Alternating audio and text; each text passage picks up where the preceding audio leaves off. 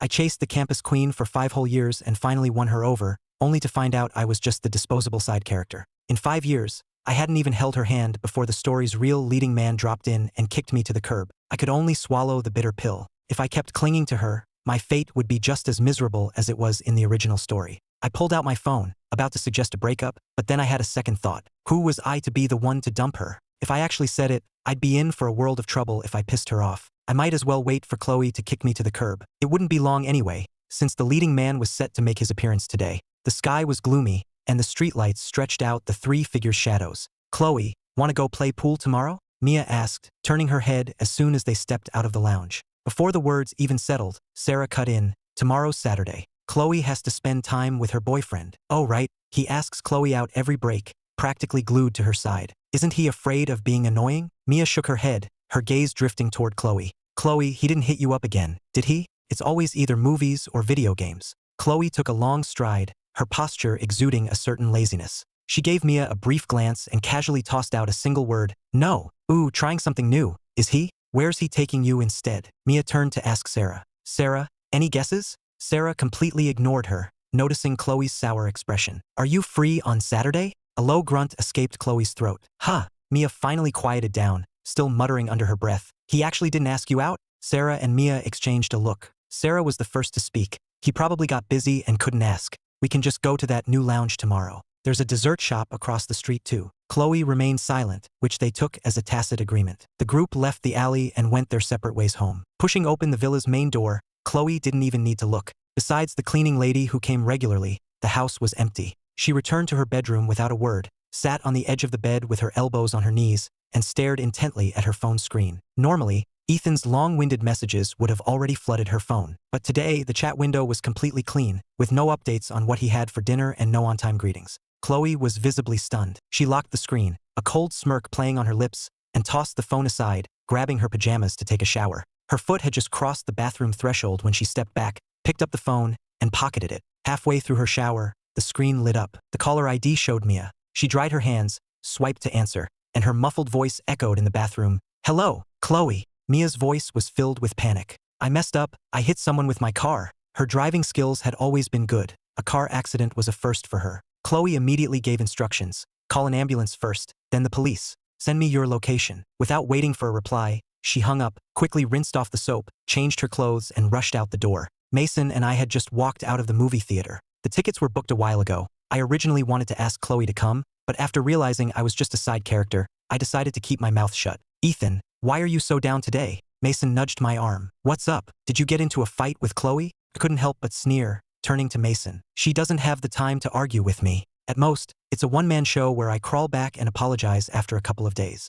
No way, Ethan, you're giving yourself too much credit. A couple of days? You wouldn't last 2 hours before you'd be running back to appease her. Thanks for the vote of confidence. This movie was originally for her, wasn't it? I nodded with a bitter smile. Girls are all the same. The more you chase, the less they care. Just give her the cold shoulder for a few days and it'll be fine, Mason sighed, looking at the streetlight. That was a script reserved for the leading man. If it were Julian, Chloe would get anxious immediately. Oh, come on. With your looks, you've got the leading man script easy. Mason was still trying to console me. I threw an arm around his neck. A leading man needs more than just a pretty face. He needs that stubborn drive. Then look at me, living by the slacker's code of, if at first you don't succeed, just give up. How does that make me look like a main character? But you're clearly persistent. You've been chasing Chloe for a whole year. Look at you, learning guitar and basketball combined didn't even last a few months. Stop twisting the knife. You're making me sound like a good-for-nothing failure. It was true I never stuck with anything for long. I had tried everything but mastered nothing. Besides breathing and eating, having a secret crush on Chloe was the most long-lasting thing I'd ever done. Ethan, plenty of people in the world feel useless,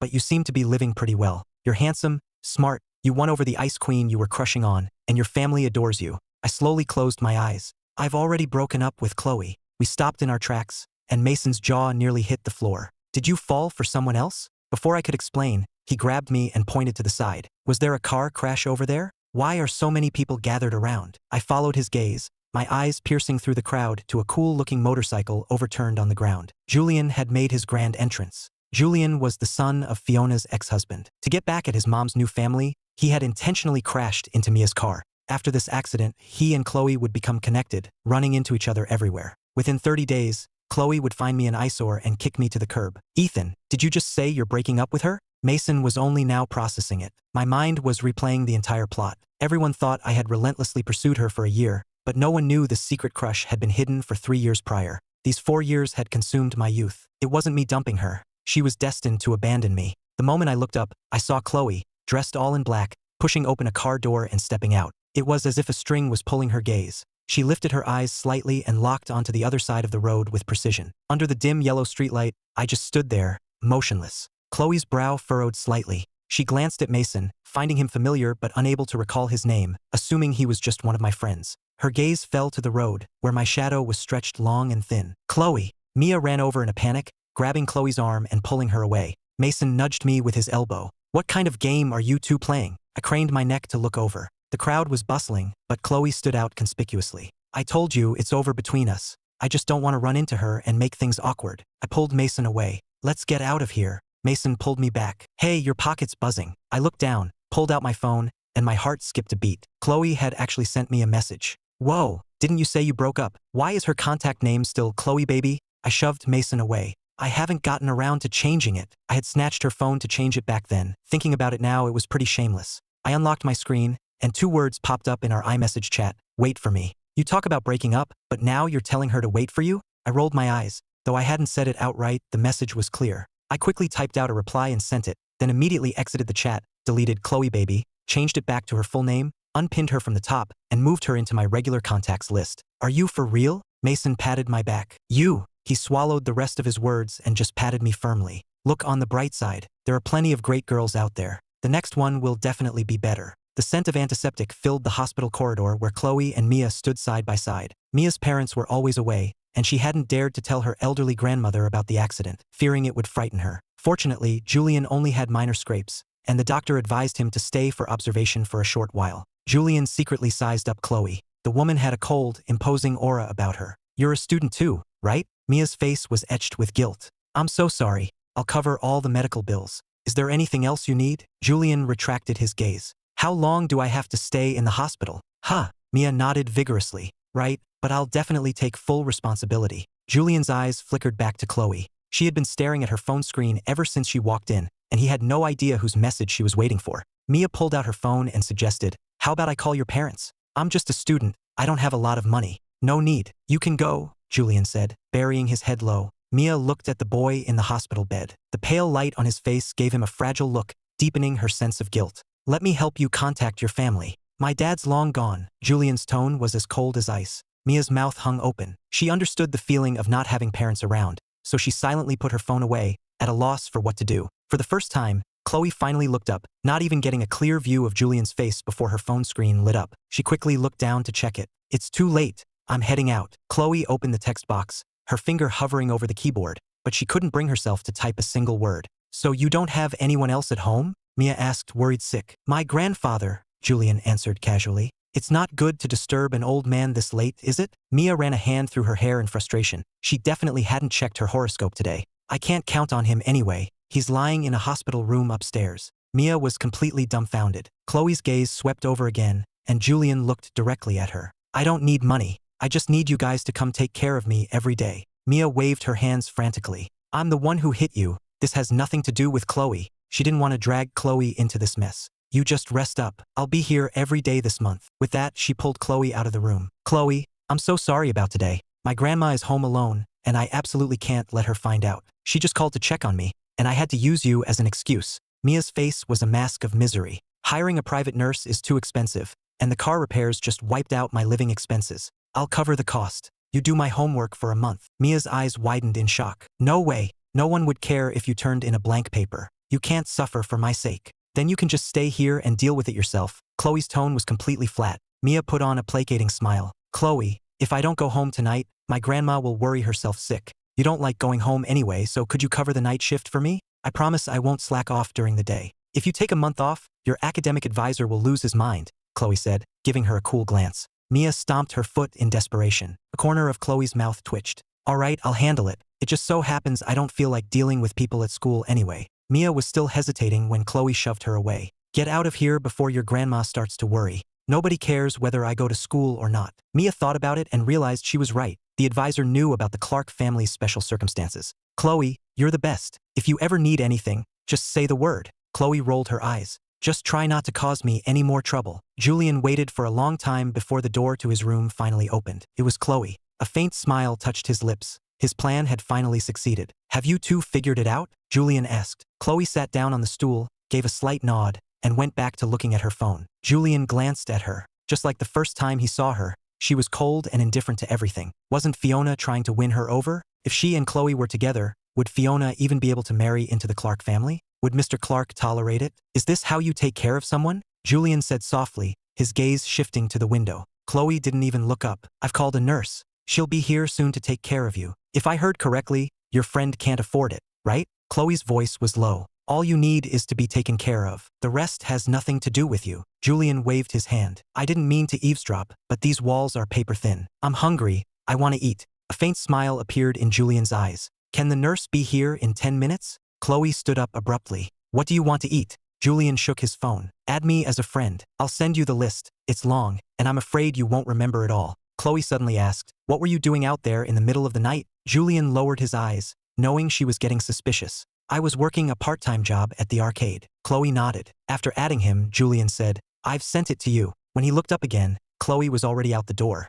Julian's eyes darkened. She was truly a cold person. On Saturday morning, Mia arrived with a basket of fruit. Chloe had already given instructions to the nurse, and when she saw Mia approaching, she pretended not to know her at all. With only the two of them in the room, Mia walked over quickly and handed breakfast to Chloe. Chloe, you must be exhausted. Go home and get some rest. I'll take care of him during the day since it's the weekend. Seeing Chloe didn't move, she asked, is something wrong? Chloe turned off her phone, no longer staring at the chat window. I'm fine. Chloe left with the breakfast. Her mind was unusually clear. She had barely slept last night. It wasn't because of Julian. The nurse had arrived within 2 hours, and she had gotten a hotel room nearby. She had come back at 5 in the morning to keep up appearances, but lying on the large hotel bed, she tossed and turned, her eyes involuntarily drawn to her phone. What on earth is wrong with me? Chloe had never asked for anything, but last night was the first time she had asked me to wait for her. I, who always went along with her, had directly refused, and I didn't send a goodnight message last night. Chloe was certain that ever since I added her, I had sent goodnight every single night. After we made it official, it was always followed by a heart emoji.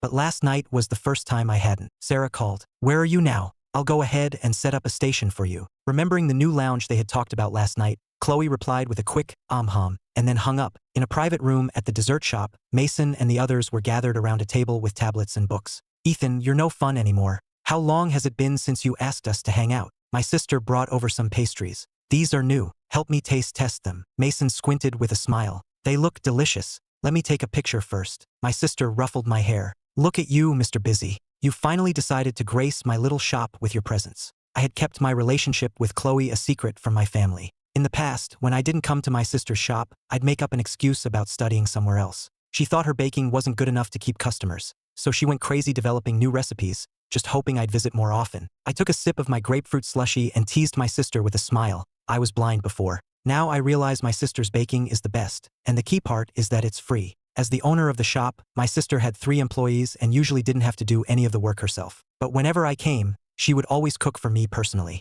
Well, free stuff from family can never compete with what you get elsewhere. My sister sighed dramatically, then turned to me with a serious look. I'm going to the back to work on some designs. Order whatever you want, just put it all on my tab. I obediently replied, got it, sis. As soon as my sister turned to leave, Mason gave me a hard nudge. Ethan, look, isn't that Chloe outside? The moment Chloe appeared outside the window, everyone who had been engrossed in their pastries looked up. We had all been in the same class in high school, and Chloe was always a big deal. Not only did they know her, but they also knew we were dating. Ethan, what's up with you today? Why aren't you with her? Noah asked from the side. Liam nudged Noah and deliberately lowered his voice. You can't forget your friends just because you're in a relationship. Ethan finally scheduled a get-together, so don't be a buzzkill. Liam had a choppy haircut and a sunny disposition. We lived in the same neighborhood, the same building, and were in the same class, so we naturally became good friends. Noah was the neighbor's kid. He supervised my studies plenty of times during winter and summer breaks. Leo was close with him, and the few of us got into the honors class at Northwood High on our own merit, and later all got into Crestwood University. We had all become a tight-knit group not long after the semester started. We used to get together every weekend, but ever since I started dating her, I spent every weekend clinging to her and rarely hung out with everyone else. Chloe and I broke up. From now on, let's go back to hanging out on weekends like we used to. Leo's mouth fell open in surprise. You guys actually broke up? You weren't even together that long, were you? Noah pushed up his glasses, his tone calm. It's good that you broke up. I told you before, she's too cold and indifferent to everyone. She's not right for you at all. I squeezed the pen in my hand and retorted, we may have broken up, but it wasn't because of that. Her personality isn't that bad. It's not a big deal. Liking someone who's aloof is a personal preference, just like how Liam loves spicy chips, Mason loves Coke, Leo loves potato chips, and you love plain water. You can't judge people based on that. Liam, who was in the middle of eating spicy chips, lowered his head and muttered, did you have to call me out? Mason squeezed his soda can. Carbonated drinks are pretty good. Leo stopped chewing his chips and spoke up for Noah. Noah doesn't just like plain water, he thinks it's healthier.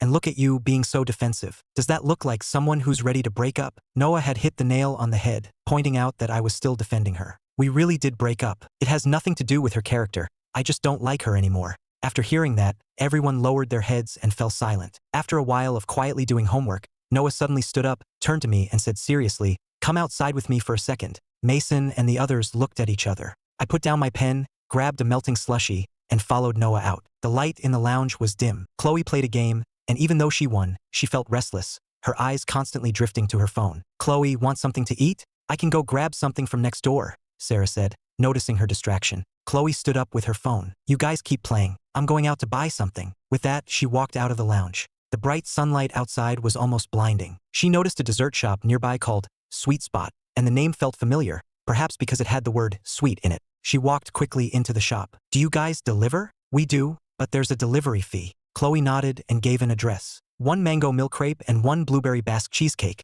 delivered to this address. She then bought a few more things to go and left Sweet Spot. The moment she stepped outside, she saw a familiar figure. Neat short hair, a light yellow casual shirt, and a white baseball cap. A girl stood in front of me, wearing a clean white shirt. She was tall, her brows were furrowed, and they were talking in low voices. I obediently lowered my head and drank my drink. Ethan, are you even listening? Noah had known me since we were kids, and I always listened to him. To get into Crestwood, I pestered him for tutoring every day. I patted his shoulder. Of course I'm listening. When I first decided to chase Chloe, you were the first person I told. You said she was a bit cold, and I went to find out more. What you saw was a misunderstanding. She's distant with people because, Ethan, I don't care about the reason. Being cold-hearted is just wrong. What are you going to do if she bullies you? I couldn't help but laugh when I heard that. Noah, don't worry. She won't bully me. Anyway, you're broken up now, so don't have any more contact with her. Noah patted my head. Your sister told me to keep an eye on you and not let you date before you're 30. I hadn't told my sister about Chloe. If she found out, I probably wouldn't be getting any more free cake. I handed him an unopened drink and patted his shoulder. Then you better eat and drink up. Enjoy this lifetime's worth in advance. Chloe watched me hand over the drink, which Noah accepted naturally, and the two of us chatted and laughed. Chloe abruptly looked away. The bright smiles on our faces seemed particularly glaring at that moment. Chloe remembered Mia's words. I know that Ethan guy. I ran into him at an extracurricular class once. He quit after just a few days. He has the attention span of a goldfish. Sarah had chimed in at the time. Then you don't have to worry. He's clinging to you now, but he'll probably give up after a while. After that, every time they saw me looking for her, they would tease. Here comes your 3-minute wonder again. Chloe never would have imagined that the 3-minute wonder me would end up chasing her for a whole year. In the bright hospital room, Mia finished her handover and left, with Chloe arriving to take over the caregiving duties. Julian keenly sensed that, compared to her coldness yesterday, her mood today was extremely foul. Chloe, did you just break up with someone? Julian asked half-jokingly. Chloe's fingers froze instantly, and she subconsciously retorted, how on earth did you know? You're from Crestwood University and you're pretty well known, so of course I've heard of you. Julian, dressed in a hospital gown, had a sparkle in his eyes, looking fresh and charming. However, Chloe's mood at that moment was utterly foul. Few people ever interrupted her, and moreover, the word breakup had deeply stung her heart. We didn't break up, Chloe said, a rare extra sentence from her. Julian had thought it would be different. He knew Chloe's relationships lasted from a few days to a few months, mostly ending because the guy was too clingy. He had seen me pestering her and was convinced we wouldn't last, 2 months at most. In Julian's eyes, I was nothing special to Chloe. Her current state was probably just a result of being annoyed by my clinginess. Chloe had come for the handover and was ready to leave as soon as the nurse arrived. Julian lay in his hospital bed, watching her curled up on the sofa, playing on her phone. Chloe played a few rounds of a game, but her mind was already elsewhere. Matches she usually won easily, she lost several times in a row today. Annoyed, Chloe quit the game, her gaze falling on her social media app. Julian stared at her unabashedly, watching as she gazed intently at her phone, her long fingers hovering over the screen for a long time without moving. Are you feeling bored right now? A voice suddenly broke the silence in the room. Chloe's fingertip trembled, and she accidentally opened the app. Her long eyelashes fluttered as she glanced up at him. It was unclear whether she was annoyed at being disturbed or unwilling to face the empty chat window. "I play that game too. Want to team up?" Julian said, waving his phone with a gentle smile on his face. The image of me laughing with someone else outside the shop flashed through Chloe's mind. A weight settled on her chest, and her mood grew heavier. "Just go find a random match," she replied coldly. Julian was slightly taken aback, not understanding how he had offended her, but he didn't show any embarrassment and instead teased her openly. "Chloe, I'm really curious. How does someone with a personality like yours manage to get a boyfriend?" Before Chloe could respond, the nurse pushed the door open and came in. Julian watched as Chloe, looking like she didn't want to stay a second longer, grabbed her phone and strode out. Chloe was very tall. The nurse standing next to her only reached her shoulder. Julian thought to himself that Chloe was still a stranger to him, but he had a month. After she broke up with me, his chance would naturally come. Chloe returned to her hotel room across the street and stood alone by the bright window,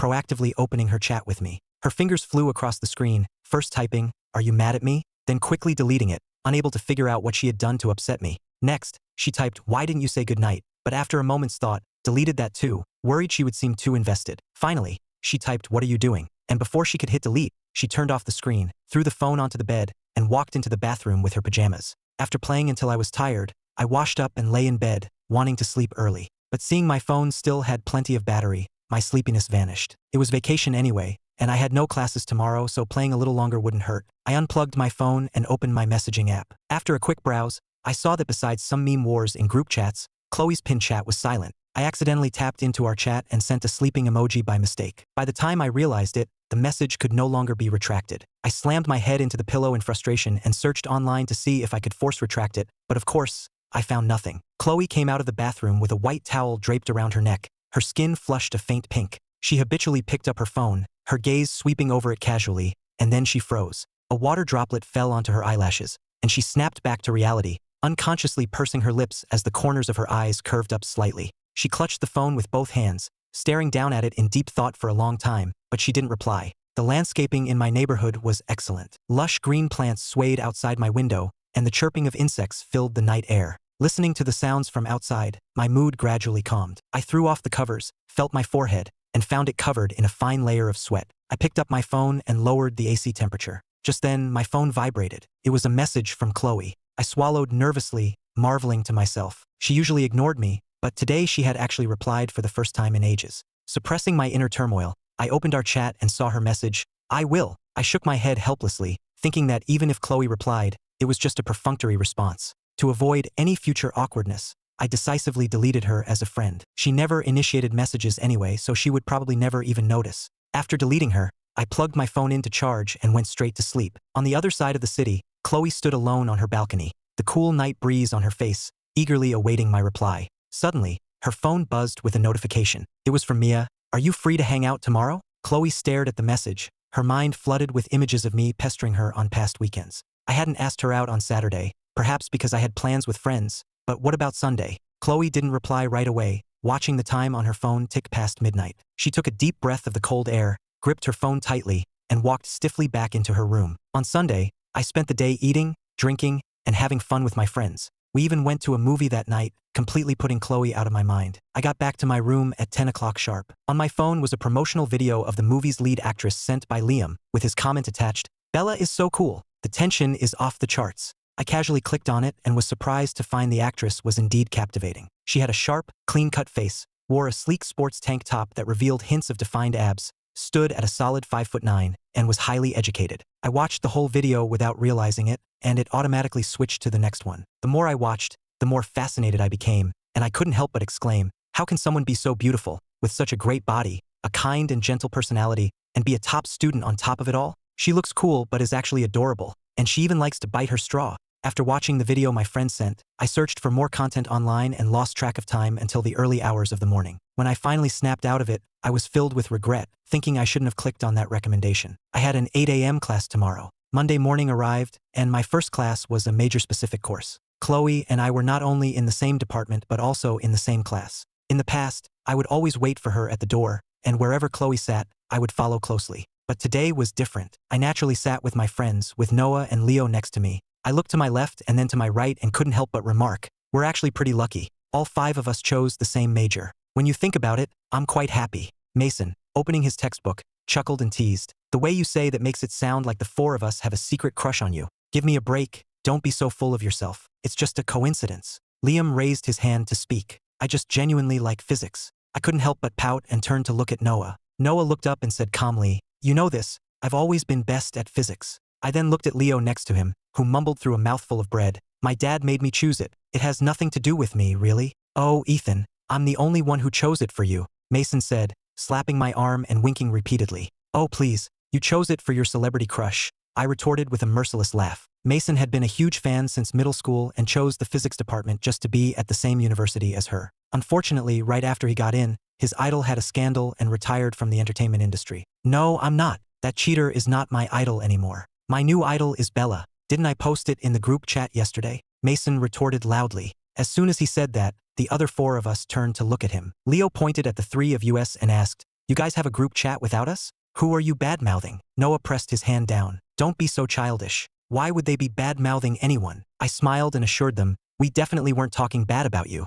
Noah didn't seem to care. He turned to me and said, it's fine, we already knew. Leo's just looking for trouble. I shrugged nonchalantly and playfully punched his shoulder. Thanks for letting me off the hook, boss. We were sitting near the front of the classroom, completely unaware of the pairs of eyes staring at us from the back. Chloe, look up front. He didn't even bring you breakfast today. Mia stared at the seats ahead, not yet noticing Chloe's darkening expression. He didn't wait for you at the door and just sat with other people. Mia pointed at Noah. There's a girl to his right. No, wait, two girls. Sarah coughed awkwardly, glanced at Chloe's unhappy face, and quickly tried to explain on my behalf. Aren't there guys on his left too? They're all good friends who hang out together. It's normal for them to sit together. But look at him. Look at how he's smiling. I've never seen him like that with Chloe. His eyes are all squinted up, he's showing all his teeth, and he's even patting that girl's shoulder. Mia said, refusing to let it go. Sarah lowered her head in exasperation, silently observing the unreasonable girl. He's not patting her shoulder, he's playfully punching it. Besides, is it the same?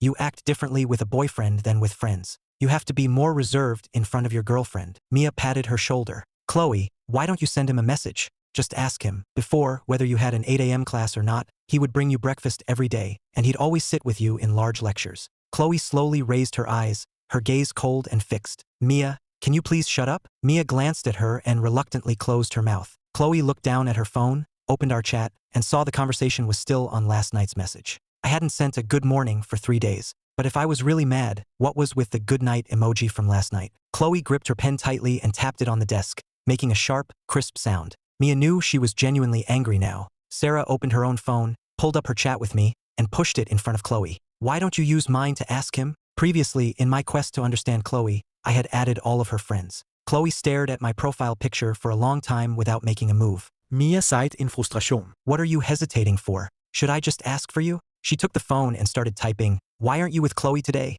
After typing, she showed it to her. Is it okay to send this? Sarah leaned over to look. I think that works. Seeing no objection from Chloe, Mia took it as a yes. Just as she was about to hit send, Chloe snatched the phone away. Mia saw the typed words. How have you been lately? Before she could stop her, Chloe had already sent the message. Sarah was stunned and couldn't help but complain in a low voice. Chloe, you're setting me up, using my account to ask that makes it seem like I'm the one who cares about him. I was listening intently to the lecture when my phone suddenly vibrated. I glanced at it under the desk and saw it was a message from Sarah. She hadn't messaged me in ages. I opened it, feeling completely baffled. Why was she suddenly asking about me? Is something wrong? Noah asked, looking down at me. Sarah sent me a message. Mason leaned over, full of gossip. Isn't she Chloe's friend? Why is she messaging you all of a sudden? Hearing Chloe's name, Noah pushed a book in front of me. Focus on the lecture. I was used to him nagging me about my studies. I casually replied, it's nothing, and turned off my phone. As soon as the message was sent, Mia kept a close watch on the front. Seeing Noah's action, she paused. What's that girl's problem?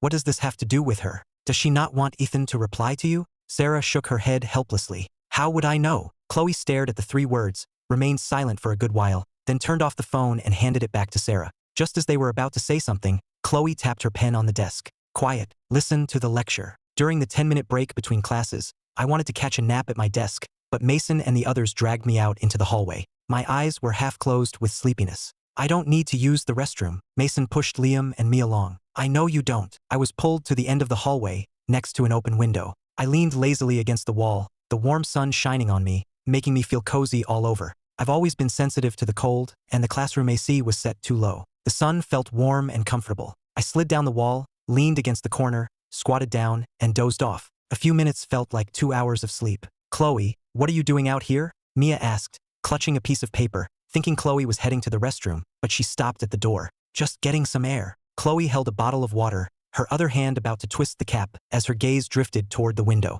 Mia followed her gaze. Chloe, there are guys over there. You shouldn't be staring. Class starts in 3 minutes. The words had barely left her mouth when Mia disappeared. Chloe strode over to me, casting a large shadow over me. I had already sensed someone was there and thought it was Mason and the others. I shuffled a bit, rubbed my eyes, and stood up. I was up until 3 watching videos last night. I'm so tired right now. I'm going to sleep in the back next class, I said, rubbing my eyes as I stood up. The person in front of me was incredibly tall, wearing a black short-sleeve t-shirt. Before I even lowered my hand, I knew it wasn't Mason or Liam. I instinctively shifted to the side. What are you doing here? As soon as I spoke, I noticed the water bottle in her hand. If this were the past, I would have started nagging her, telling her to drink less ice water because it's bad for her stomach. Chloe gently handed me a tissue. I didn't react at first, but then I touched my forehead and realized I was sweating. I took the tissue and wiped my brow. Chloe had just started to say something when I saw Mason and the others come out. I immediately waved and shouted, "I'm over here." Chloe looked down, observing me. She had clearly seen me, seen the ice water in her hand, but I hadn't said a word, not a single extra word, not even a glance in her direction. I turned and looked down the hallway, and I was already heading back to the classroom with my friends. Mia rushed out of the restroom, saw the water in Chloe's hand, and scratched her head. "Chloe, weren't you just getting some air?" Chloe took a cold step back, said nothing, and walked toward the classroom. "Ethan, why are you ignoring me? I'm so hurt." Mason and Liam grabbed me, asking in unison, "What's going on with you and Chloe?" I looked from left to right. What could be going on? I was just a little sweaty, and she gave me a tissue. The 3 of us were back in our seats, and Noah had overheard. He pointed to my jacket pocket. "You actually have tissues in your pocket." I froze for a second. I didn't put any tissues in there. I reached into my pocket and pulled out a neatly folded tissue. "When did this get here?" "While you were dozing off in class," Noah said nonchalantly. I nodded, sat down and said, "Right, thanks. If I had known, I wouldn't have taken hers." "I told you so," Noah said, staring at me quietly. I was just groggy from sleep. I quickly put my hands together, made a crying face at him, and expressed my apology. "Achoo!" Mia rubbed her nose forcefully. "Why is it suddenly so cold?" She glanced at the seats in front of her. Chloe's gaze was glued to me like superglue. Mia leaned back, exchanging a look with Sarah across the seats. Sarah twirled her pen and moved a little closer to Chloe. "Chloe, don't worry, he definitely still has you in his heart." Sarah's tone was so serious that it made Chloe look at her, with an expression that said, "You're not leaving until you explain yourself." "Look, let me break it down for you. Ethan usually wears bright colors, yellow, pink, blue, or just clean white," Sarah continued. "And let me just say, I wasn't intentionally. Look at what he's wearing today." Chloe didn't need to look. She had been staring at me all day. Sarah was about to answer her own question, but Mia beat her to it. Mia whispered, "He's wearing black today, and you're wearing black too, Chloe. It's totally a couple's outfit. He must have done it on purpose. He still likes you." Chloe's tightly pressed lips relaxed, and she took a serious look at my clothes. "Chloe, I thought you were just playing around. Why are you suddenly so concerned?" Mia asked, puzzled by the improvement in Chloe's expression. Sarah replied faintly, "This guy's got some clever moves." Mia quickly asked, "How so?" "I think he's intentionally giving her the cold shoulder to make Chloe pay more attention to him." Mia's mind was only on games, studying, and sleeping. She didn't get all the complicated stuff. She just let out a huh and dropped the subject. Chloe picked up her phone, opened the browser, and typed Bella Thorne into the search bar. Mia was copying notes from the blackboard and, seeing Chloe hadn't looked up, curiously leaned over for a peek. "Chloe, when did you get into following celebrities? And you're following Bella Thorne?" Chloe turned off her phone screen, uncapped her pen to start on a problem, and looked at her book. "You know her?" Mia clicked her tongue. "That's the top-tier Bella Thorne. All the guys in our class are obsessed with her. She has tens of millions of fans online. You can't even see her on the street. She's always mobbed by fans, with screaming everywhere." Chloe's pen paused for a moment. She didn't say anything, just gave a non-committal and went back to solving the problem. "Wait a minute, how are you already on this page? There's one thing that you're smarter than me, but you're also working harder. Can you give a slacker a break?" Mia glanced at her own progress, which was barely halfway to Chloe's. "Chloe, I have to go to the hospital to see Julian after class. You pay attention, and let me copy your notes. Just take them. I'm not going to the next class." Mia's eyes widened. "You finished the elective material ahead of time too? You're terrifying. I'm requesting a new desk partner. Couldn't sleep last night, so I just did it," Chloe said lazily. Last night, she had sent me a message and thought I might reply, but after a few hours of gaming got boring, she had picked up a book instead. After this class, I was done for the day. I was just about to go buy snacks with Mason and the others when someone suddenly stood in front of me, blocking my way. I looked up. He was a bit shorter with bright, clear eyes. My first thought and my third was just one thing: first love. He was the absolute picture of a first love. The label seemed tailor-made for him, popping into my head the moment I saw him. Mason and Liam were standing nearby, and I was sure they were thinking the same thing. The three of us were already silently planning how to praise this handsome, first love template guy in our group chat later, definitely starting with a row of exclamation points. Hi, excuse me. I'm looking for Chloe Clark. Do you know her? The three of us froze instantly. Noah and Leo walked up from behind, and Noah handed me a cup. You forgot your water bottle. My mind was still wandering, thinking about this handsome first love guy, and I didn't react right away. Take the bottle. Noah calmly looped the bottle strap around my neck and then reached out to adjust the brim of my hat. This was the scene Chloe saw when she came out. Sunlight streamed through the glass, bathing us in light. Noah, tall and dressed in white, blocked the harsh glare from my eyes. He carefully hung the water bottle for me and thoughtfully adjusted my hat. After he finished, I turned back and smiled at him, the outline of my hair seeming to glow with a golden edge. Even with the sun blocked, I stood there casually, still looking incredibly radiant. The scene was as beautiful as a painting. Julian walked past me and slowly approached Chloe, a gentle smile on his face, but his eyes held a hint of helplessness. Chloe, I need to talk to you. Julian's voice was soft, unlike mine whenever I talked to Chloe, always excited and agitated. Liam tugged at the corner of my shirt. I turned away from them and left with Noah and Mason. Chloe watched my retreating back until I disappeared around the corner of the hallway. Mia looked at Julian in front of her. What are you doing here? Why aren't you resting in the hospital? Can you even walk on that leg? Julian shifted slightly. It's fine. It's just a small injury. I can still manage to walk. Seeing him like this, Mia felt even more guilty. Do you have something urgent at school? Let me help you over to her. Julian shook his head gently. No, really, it's fine. I just have something to talk to Chloe about. Mia froze for a moment, looking at Julian beside her, then at Chloe ahead. Can't you just say it over the phone? Chloe walked out of the doorway and leaned casually against the wall, her deep eyes slightly lowered. Below was my figure, just having walked out. I hadn't gone far before Noah took an umbrella out of his bag and naturally opened it for me. Julian, if you have something to say, just tell me. She's not in a good mood today, Mia said, blocking Julian from moving forward. Julian nodded lightly and took a small step back. This is something I can only tell her alone. Can you give us a moment? Sarah, who had been following behind on her phone, heard Julian and said, even if you go straight to her, she won't pay any attention to you. Sarah glanced at Mia and shook her phone. Chloe said we don't have to wait for her. We can go ahead. Mia glanced at Julian's injured leg. Are you sure you don't need me to take you back to the hospital? Julian stubbornly insisted. No need, keeping his head down, unwilling to talk further. Seeing this, Mia was at a loss. All right then, be careful. If anything else happens to you, it'll be on my head. Julian looked away, avoiding her gaze. Mia left with Sarah. Chloe leaned on the windowsill, watching the figures below grow smaller in the distance, the motion of her fiddling with a lighter coming to a halt. Julian slowly walked towards her. Seeing her gaze fixed on the scene below, he spoke tactfully. Chloe didn't turn around. At first, her eyes were filled with annoyance, which now morphed into impatience. She watched me shrink into a black dot and said in a low, cold tone, if you have something to say it quickly. This isn't really the place to talk, is it? Julian glanced at the nearby restroom. Then get away from me, Chloe said, straightening up, her gaze fixed on him, devoid of any emotion. Julian knew she had a bad temper. Before, in his presence, she was just cold and aloof, but her underlying upbringing wasn't poor. This was the first time he had heard such harsh words as get away from me from her.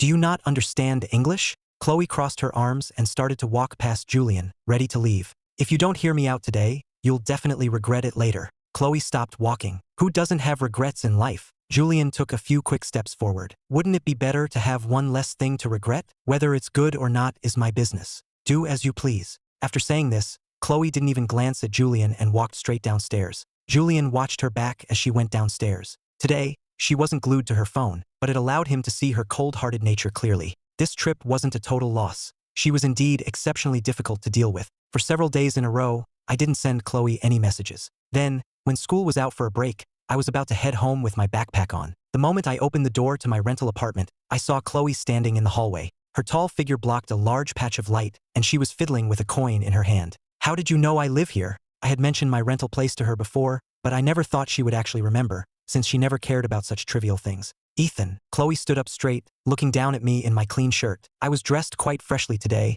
with a neat haircut. Her gaze slowly moved up, noting my bare wrists. I wasn't wearing any accessories, not even the watch she had given me. Could you please move? I need to go home, I said coldly. Chloe was blocking the entire doorway, making it impossible for me to get out. Are you sure you want to be like this? Chloe took 2 steps back, clearing a path for me in the hallway. I frowned slightly, wanting to tell her, "Don't think so highly of yourself," but then I saw the bag in her other hand and blurted out, "Since when do you like sweets?" Chloe glanced out the window, pulling the hand holding the bag back slightly. "Just changing things up once in a while." I said nothing. Chloe never bought desserts on her own. Oh right, she was with that first love guy now, so it was normal for her to buy sweets for a guy. Whatever. I adjusted the strap of my backpack and slammed the door shut behind me. I looked at the keychain in my hand. It was a Patrick star. I had given her the SpongeBob one, but I'd never seen her use it. But the keychain wasn't the issue right now. I was certain of one thing. I had left my water bottle on the table. I glanced at Chloe standing nearby. Her eyes were on her phone screen, with the same nonchalant expression as always.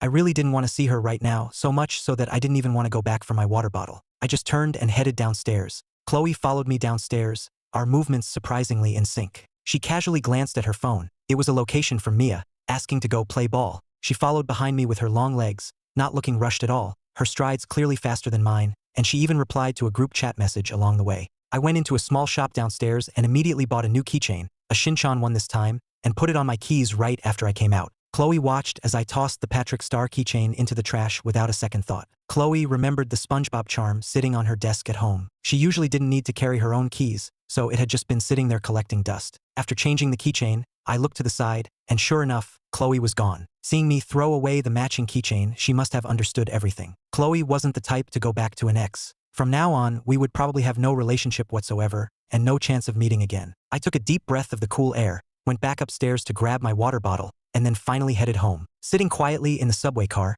I opened my phone to check my messages and saw one from my mom. She had another night shift tonight, and my dad was out of town on business. She asked if I wanted to stay at my grandma's. I didn't want to be in an empty house alone, so I replied with a simple okay. My grandma's house was just 2 more stops away. It was an old neighborhood with only 2 apartments per floor, and Noah's family lived right across from her. I had just pushed open my grandma's door when I saw Noah coming out with a plate of fruit. I thought I'd walked into the wrong house for a second. "What are you doing at my place?" Grandma had gotten my message that I was coming, so she wasn't surprised to see me. Her wrinkled face was full of smiles. "Ethan's back. Come on in and rest. We'll be eating soon." Noah put the fruit platter on the table, and seeing me walk in with my backpack, he casually speared a piece of mango and held it to my lips. "Nothing special, just came to see Grandma." Grandma watched with a smile as I put down my backpack. I took a big bite of the mango, and she took my empty water bottle and refilled it with warm water for me. "Ethan, when you're not here, it's always Noah who keeps me company." "Really? He keeps you company? Just like I do." I playfully pinched my grandma's cheek. "Grandma,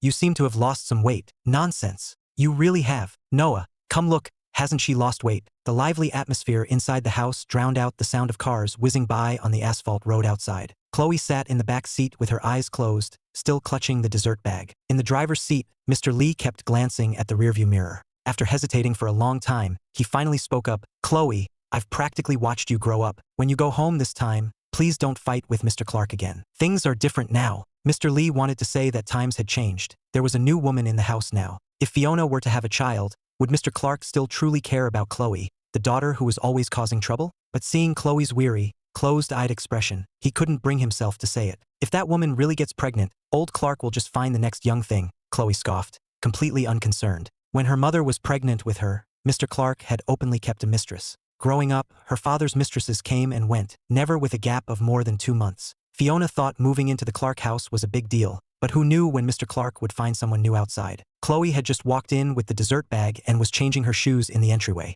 "So you finally decided to come home," a man's angry voice boomed. Chloe acted as if she hadn't heard a thing. Mr. Clark looked at his only daughter, who spent all her time at clubs and racetracks, never looking proper, and only went to school when she felt like it, sometimes not showing up for a month or 2. Last time, she even made the news for street racing, bringing immense shame upon him as a father. Thinking of these frustrations, Mr. Clark's chest tightened with anger. He grabbed the flower arrangement from the table and threw it at Chloe. Chloe didn't even flinch. Her deep, dark eyes stared coldly at her father as the thorny roses hit her, instantly leaving a small cut on her cheek. On her pale, delicate skin, the small cut was particularly noticeable. Chloe didn't even blink, her gaze sweeping coolly over the scattered petals on the floor. Fiona stood up from the sofa, watching the flower arrangement she had made get destroyed. Mr. Clark slammed his hand on the table. "Why didn't you pick cheaper flowers?" Fiona was surprised to be blamed. "I'll remember to trim the thorns next time. Don't be so angry." Fiona quickly stood up, called for a maid to clean up the mess, and began patting Mr. Clark's back, soothing him in a soft voice. Chloe must have her reasons. She's still just a child, after all. What kind of proper reason could she have? She's in college, Is that still considered a child? Chloe didn't even bother changing into slippers, stepping on the flower petals as she started to go upstairs. Fiona's eyes fixed on the bag in her hand. Look, Chloe even bought you something, and you just yelled at her the moment she walked in. Fiona continued to pat Mr. Clark's back. Although she now lived in this grand villa, she wasn't officially married to him yet, and her position in the family was still unstable. Fiona had secretly observed that while Mr. Clark seemed not to care about his daughter and often spoke harshly to her, he actually cared a great deal. Just now, when he threw something in anger, if he had really wanted to hurt her, he could have thrown the glass cup next to him, a weapon that could easily draw blood. But he had chosen the harmless flowers instead. Seeing the small cut on Chloe's face, Mr. Clark himself had become more upset. Chloe held up the dessert bag. I bought this for my boyfriend. Why are you trying to break his heart? Are you trying to give him a heart attack so I can inherit everything? Mr. Clark, who had just been slightly calmed down by Fiona, heard these outrageous words and his facial muscles began to tremble with rage. Get out! Fiona gripped Mr. Clark's wrist tightly, her face full of anxiety as she tried to intervene. Chloe, you're his only daughter. How can you anger your own father like this? Hurry up and apologize to him. Chloe was heading upstairs when she abruptly stopped on the steps. She slowly turned her head, a deeply sarcastic smile on her lips, and looked coldly at the couple before her. The red mark from the thorn near the corner of her eye added a touch of wicked charm to her expression. Who do you think you are? Why don't you worry about the man you stole first? His latest scandal is still trending on Twitter today. Mr. Clark shot up from the sofa, forcefully shaking off Fiona's hand, and rushed to stand in front of Chloe in a few strides. Father and daughter were nearly the same height. Having navigated the business world for so many years, Mr. Clark had always maintained his figure, showing no signs of a middle-aged paunch. The powerful aura he exuded completely overwhelmed Chloe. The cold detachment in Chloe's eyes was like an unseen fire in the night, completely infuriating her father. Chloe seemed to think the fire wasn't burning hot enough. Still lining up to find little starlets? Why not bring them home to join the fun? Mr. Clark forcibly suppressed his anger, his voice dangerously low. Get over here and eat. You still have an appetite? Didn't you get your fill outside? Fiona hurried over. Chloe, your father is just concerned about you. Try not to speak with such a sharp tongue in the future.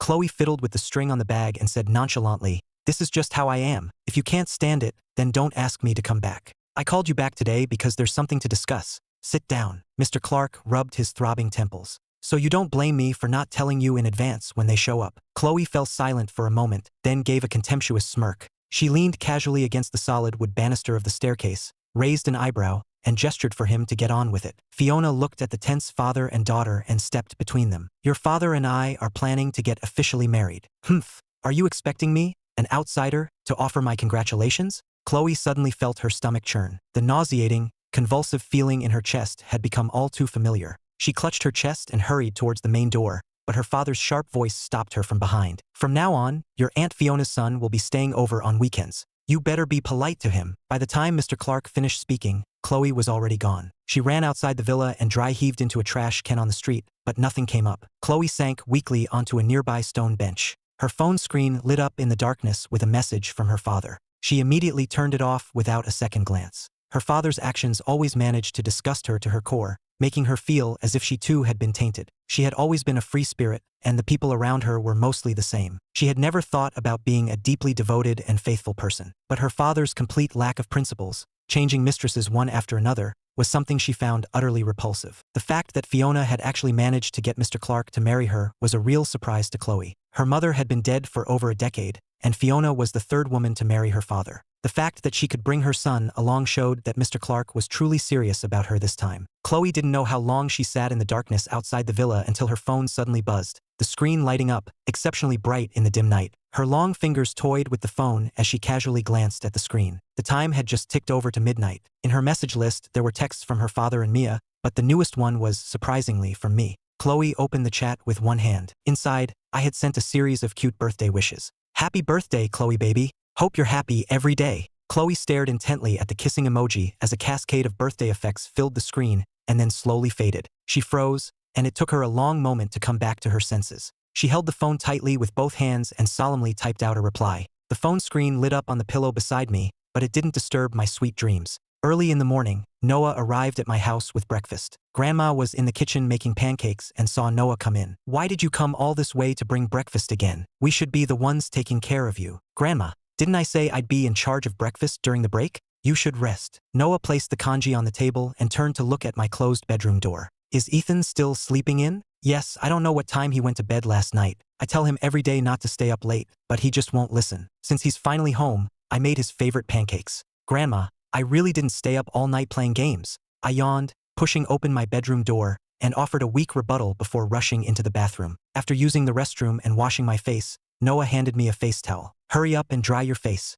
It's time for breakfast. I took the towel and haphazardly wiped the water from my face. Dude, I haven't even brushed my teeth yet. At least let me finish getting ready. With that, I turned and went back to my room. Noah knew I was going back to my room to get my phone, so he sat quietly at the dining table and waited for me. Grandma shook her head in exasperation. That silly child, he even has to stare at his phone while brushing his teeth. It's a miracle he's not nearsighted. Noah guiltily pushed up his glasses. Sure enough, Grandma started her usual nagging. Noah, dear, everyone in your family has good eyesight. How come you're the only one wearing glasses? I'm going to die. My scream suddenly echoed from the room. Noah and Grandma were so startled their chopsticks almost fell. They both jumped up and ran over to see what was wrong. Ethan, what happened? What is it? What's wrong? Grandma pushed open the bedroom door, with Noah right behind her. They saw me kneeling by the bed without a care for my image, clutching my phone and repeatedly banging my head against the pillow. I'm dead. I'm dead. I'm really dead. Grandma stroked my hair sympathetically. Hush, hush. Don't say such things so early in the morning. I can't face anyone now.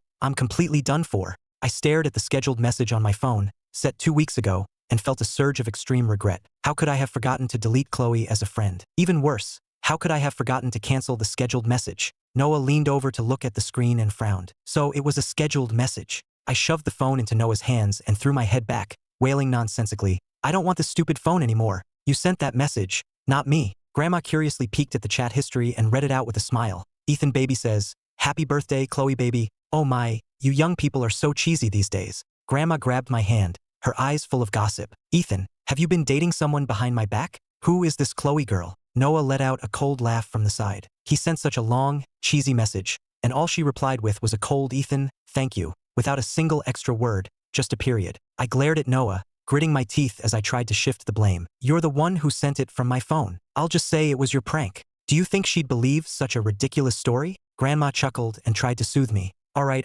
it's not a big deal. It's nothing. Go wash your hands and eat. I hugged my grandma's waist in misery. Grandma, I've completely lost my appetite, but I made meat pancakes especially for you. You have to eat. Chloe returned to her hotel room alone. She hadn't replied to Mia's message last night and figured Mia was probably still at the hospital and knew she had hired a nurse. She felt tired and couldn't be bothered to explain. Her father sent her the location for her birthday party. It was under the guise of celebrating her birthday, but in reality, it was just another boring business function. Chloe lay sprawled on the large bed, staring blankly at the ceiling. Her mind was filled with the birthday wishes I had sent, the flashing hearts, cake, and roses, and that final, playful kissing emoji. I really want to kiss her hard. Chloe unconsciously raised her hand, her cool fingertips gently touching her lips. Remembering how I usually acted around her, she licked her dry lips. Suddenly realizing her strange behavior, she shot up from the bed and pressed her lips together tightly. Annoyed, she unlocked her phone, copied the location her father had sent, and broadcasted it to a group chat. The message showed as "sent to everyone except for me,"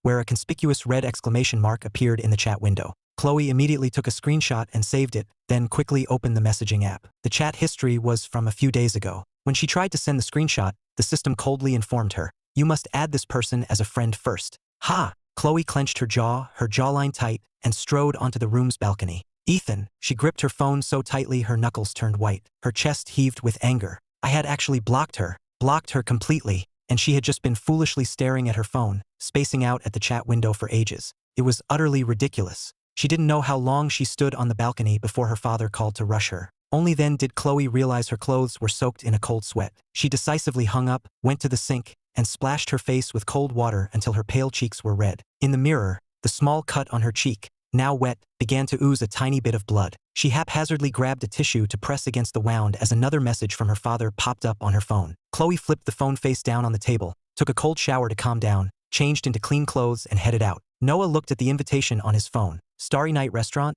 Moonlight Avenue, New District. You are cordially invited to Chloe Clark's birthday party. I was on the phone, slinging my shoulder bag over my shoulder with my water bottle habitually hanging from my wrist. Hello? Yeah, I got it. It's on Moonlight Avenue, right? Okay, you guys start playing at the court. Noah and I will take the subway and be there soon. After hanging up, I saw Noah still standing there in a daze and urged him, "Let's go." Why are you still standing there? Go change your shoes. Did you block all of her contact methods? Noah suddenly asked. My hand paused. Yeah, Noah held his phone screen up to me. I looked at Chloe's birthday invitation on it and asked, when did you add her on iMessage? Last time, the academic advisor asked me to contact her about a form, so I just added her from the class group chat. I gave a nonchalant, oh, she probably just mass sent it. Don't worry about it. She's probably realized you blocked her by now, right? So what if she knows? Is she going to come after me for it? I pushed Noah's shoulder. Can we stop talking about her? Let's get going. Liam and the others are waiting at the court. We had planned to play tennis a while ago, and Liam and the others had been waiting at the court for a long time. Noah took my sports bag from me and couldn't help but complain. You always go out with a water bottle and a backpack.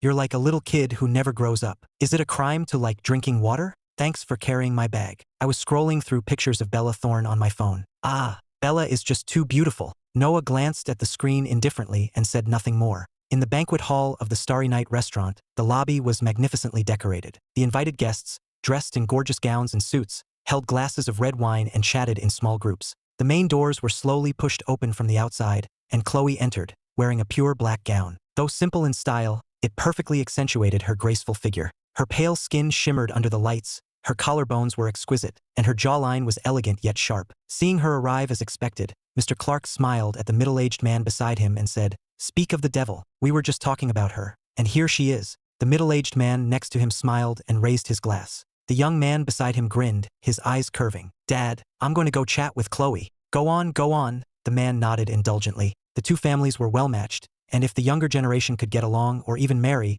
it would be greatly beneficial for both family businesses. Mr. Clark watched the young man eagerly approach Chloe and couldn't help but remark, "It's always the young ones who have something to talk about." "Chloe," Ryan called out in a clear voice, running over with a light step. Chloe nonchalantly raised her eyes and called out his name faintly, "Ryan." Ryan stood obediently in front of her. Her slightly curled long hair cascaded over her shoulders. Her long eyelashes were slightly lowered, and her narrow, beautiful dark eyes held a distant and indifferent look that kept people at arm's length. She was tall and striking, with a unique aura that others couldn't imitate. Chloe coolly scanned the room and picked up a glass of champagne from a passing waiter's tray. Just as Chloe was about to walk past Ryan, he boldly grabbed her arm. "Hey, your dad specifically asked me to hang out with you. Let's not go bother the adults." Chloe stopped, turned around, and smoothly pulled her arm away, her voice tinged with a cool curiosity. "Hang out how?" The tips of Ryan's ears turned slightly red, and he quickly nodded in agreement. Yeah, we used to play together all the time as kids, right? After this boring party is over, how about we go play tennis at my dad's new court? The court will be too crowded. I don't want to go." Chloe tilted her head back,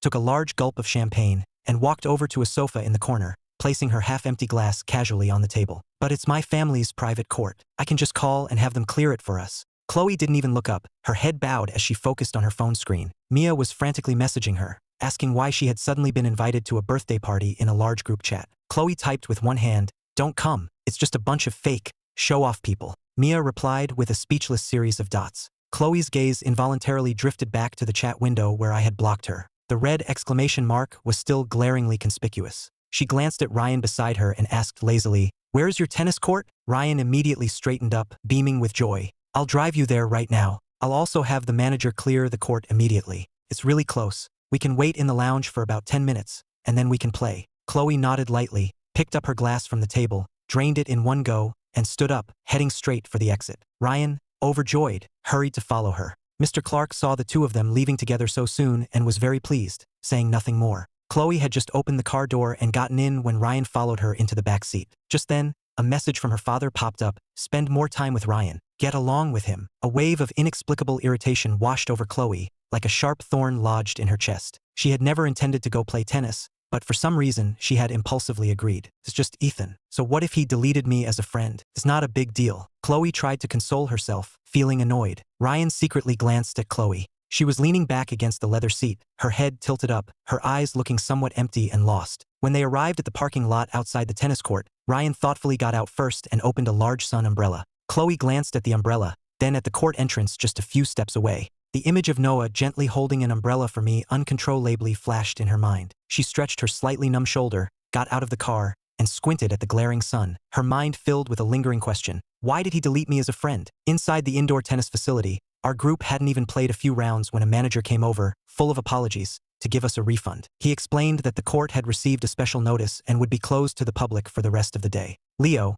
who was just getting into the game, held his racket and asked discontentedly, "I haven't even broken a sweat yet. What's going on?" The manager could only bow repeatedly in apology. "I am truly sorry. An emergency situation has come up. We will provide a full refund to everyone. We will also compensate you with some high-value coupons. We hope for your understanding. Noah neatly packed up his racket, patted Leo on the shoulder, and soothed him. Let it go. We can just find another place to play. Mason lowered his head and muttered under his breath. What's with today? This is the second place we've had to leave. The one we usually go to was closed, and we finally found this place, only to get kicked out after a few hits. I shrugged helplessly and joked. Maybe some powerful female CEO booked the whole place for her boy toy. The 5 of us weren't ones to fuss. Since we got our money back and some free coupons, we quickly packed up our things and prepared to leave. I looked around the empty space and had just started to say, "My bag." Noah shook the bag in his hand and finished my sentence. "It's all here. Let's go." I had just started to follow them when I slapped my forehead. "Wait, I left my water bottle in the lounge." Noah stopped me as I was about to turn back. "You wait here. I know exactly where it is. I'll go get it." Ryan noticed Chloe had suddenly stopped, her gaze fixed on another part of the lobby. He followed her line of sight, puzzled, and saw a group of 3 guys and 2 girls. The clean-cut boy in the middle had his back to them. Ryan curiously sized up the group, then turned back to Chloe, confused. "That doesn't seem like your type." Chloe shot him a cold look and suddenly demanded, "Didn't you say you were going to clear the court?" Ryan looked baffled and replied defensively, "Weren't you the one complaining it was too crowded and noisy?" Chloe slowly lowered her head, her gaze intensely fixed on Ryan, her tone deceptively calm. "Kicking out customers like this will hurt your dad's business." Ryan waved his hand dismissively. "My dad opened this court for fun. He doesn't care about this small amount of business." Chloe gave a non-committal nod, her eyes involuntarily flicking back to the other side of the lobby. She saw the tall Noah walking out of the lounge area, carrying a blue water bottle with a cinnamoroll design on it. Chloe's jaw tightened. Why was it always this persistent Noah? Seeing her constantly distracted,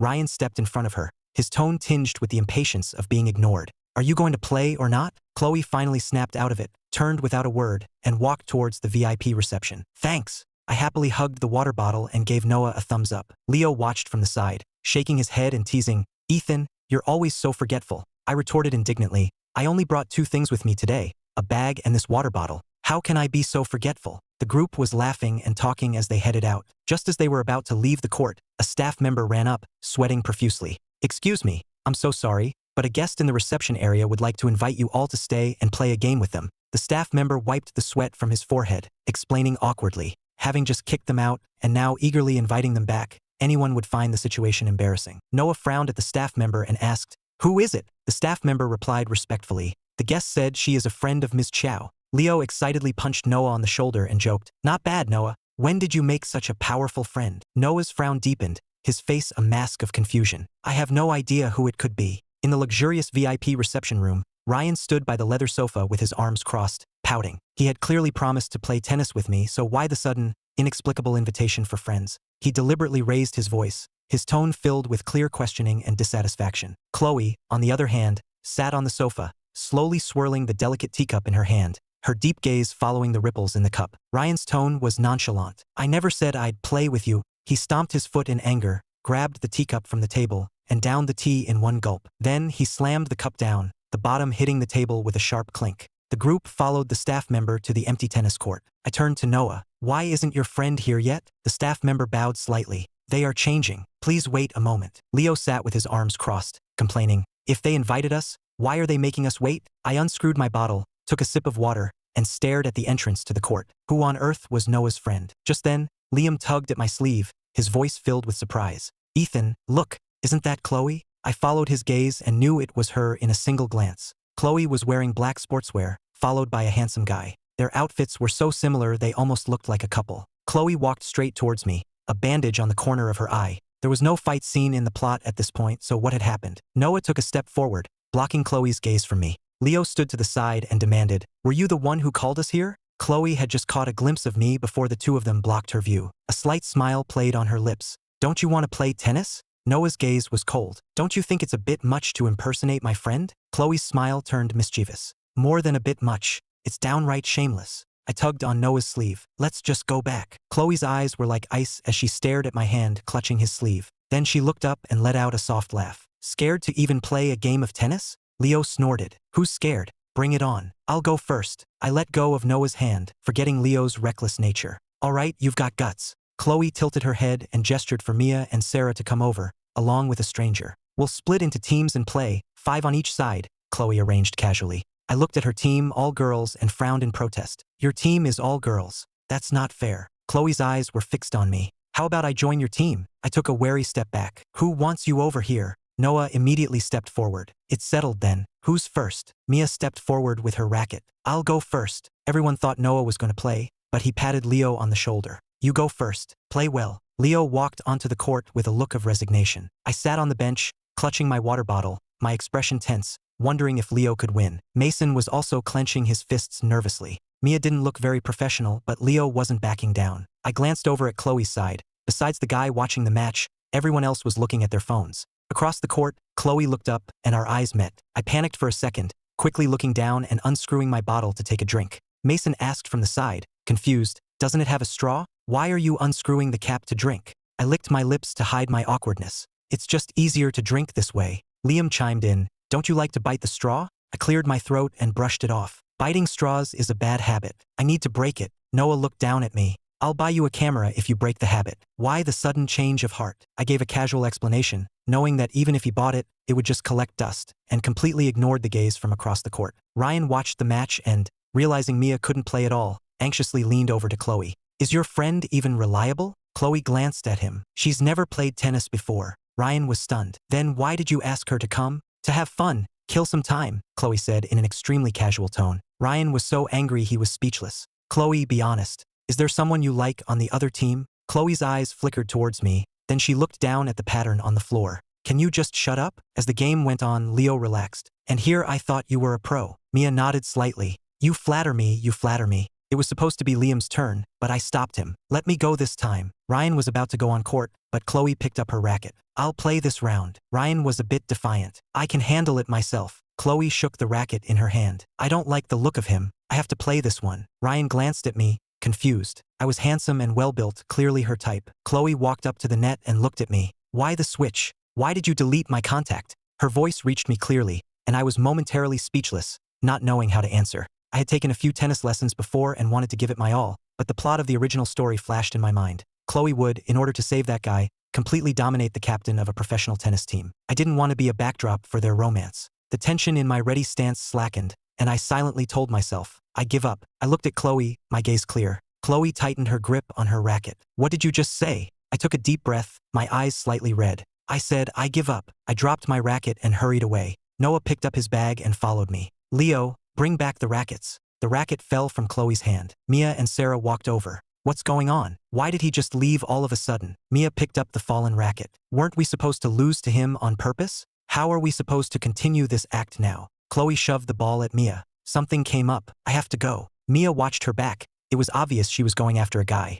Sarah shook her head. Chloe is usually the one being chased. This Ethan kid is something else. As soon as Chloe chased me out of the tennis court, she got a call from her father. She hung up with an annoyed expression, only for him to send a text demanding, "Did you just leave him there by himself?" Chloe turned off her phone. After spotting Noah's figure, she quickened her pace to catch up. Ethan, wait! Noah followed closely behind me. At least tell me what's going on. I kept my head down, walking quickly. Noah, stop following me. I can get back on my own. Noah's voice was filled with worry. How can I leave you alone like this? My voice trembled slightly. I'm not a child anymore. You're acting like a child throwing a tantrum, running off after losing something. He grabbed my arm and sighed. Want to go cry behind that billboard? I couldn't break free and turned my head away. I'm not crying. Noah let go and took a few steps back. I slowly moved behind the billboard, buried my head, my shoulders trembling slightly. Noah quietly walked over and stood by my side, watching over me in silence. Chloe saw this and was about to run over, but the light suddenly turned green, and traffic surged forward.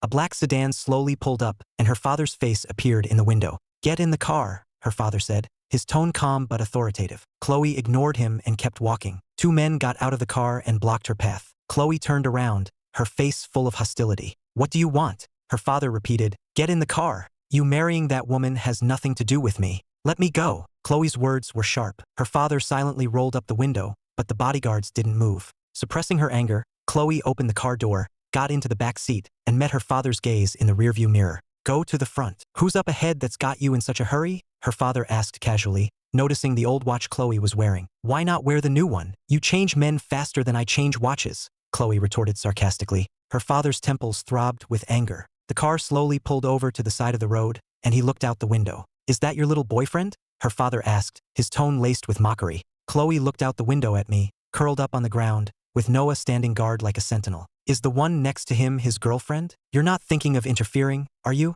Chloe turned her head away coldly. A decorative object fell under the seat, and the driver gasped in fear. You won't be happy until you've angered me to death, will you? Chloe watched through the window as Noah patted my head, the distance between us growing. I'll take over the company when you retire, Chloe joked casually. Her father was too angry to respond. Chloe opened her phone to check her messages. Sarah and the others had planned to intentionally lose to me in the match, but I had just run off. Chloe followed her father, keeping a significant distance. When they got home, she walked straight upstairs without even a glance at the living room. Stop! Where are you going? Her father shouted towards the staircase. Chloe continued walking without looking back. Julian waited with great anticipation, but he didn't even catch a glimpse of Chloe. Fiona stood up to comfort Mr. Clark and quietly told Julian to behave. Mr. Clark saw Julian's face. You must be Julian. My daughter has a bad temper. Please bear with her. Julian replied softly, Mr. Clark, I think Chloe is a good person. We met at the hospital. Fiona asked in surprise, when did you go to the hospital? Just then, Chloe came downstairs,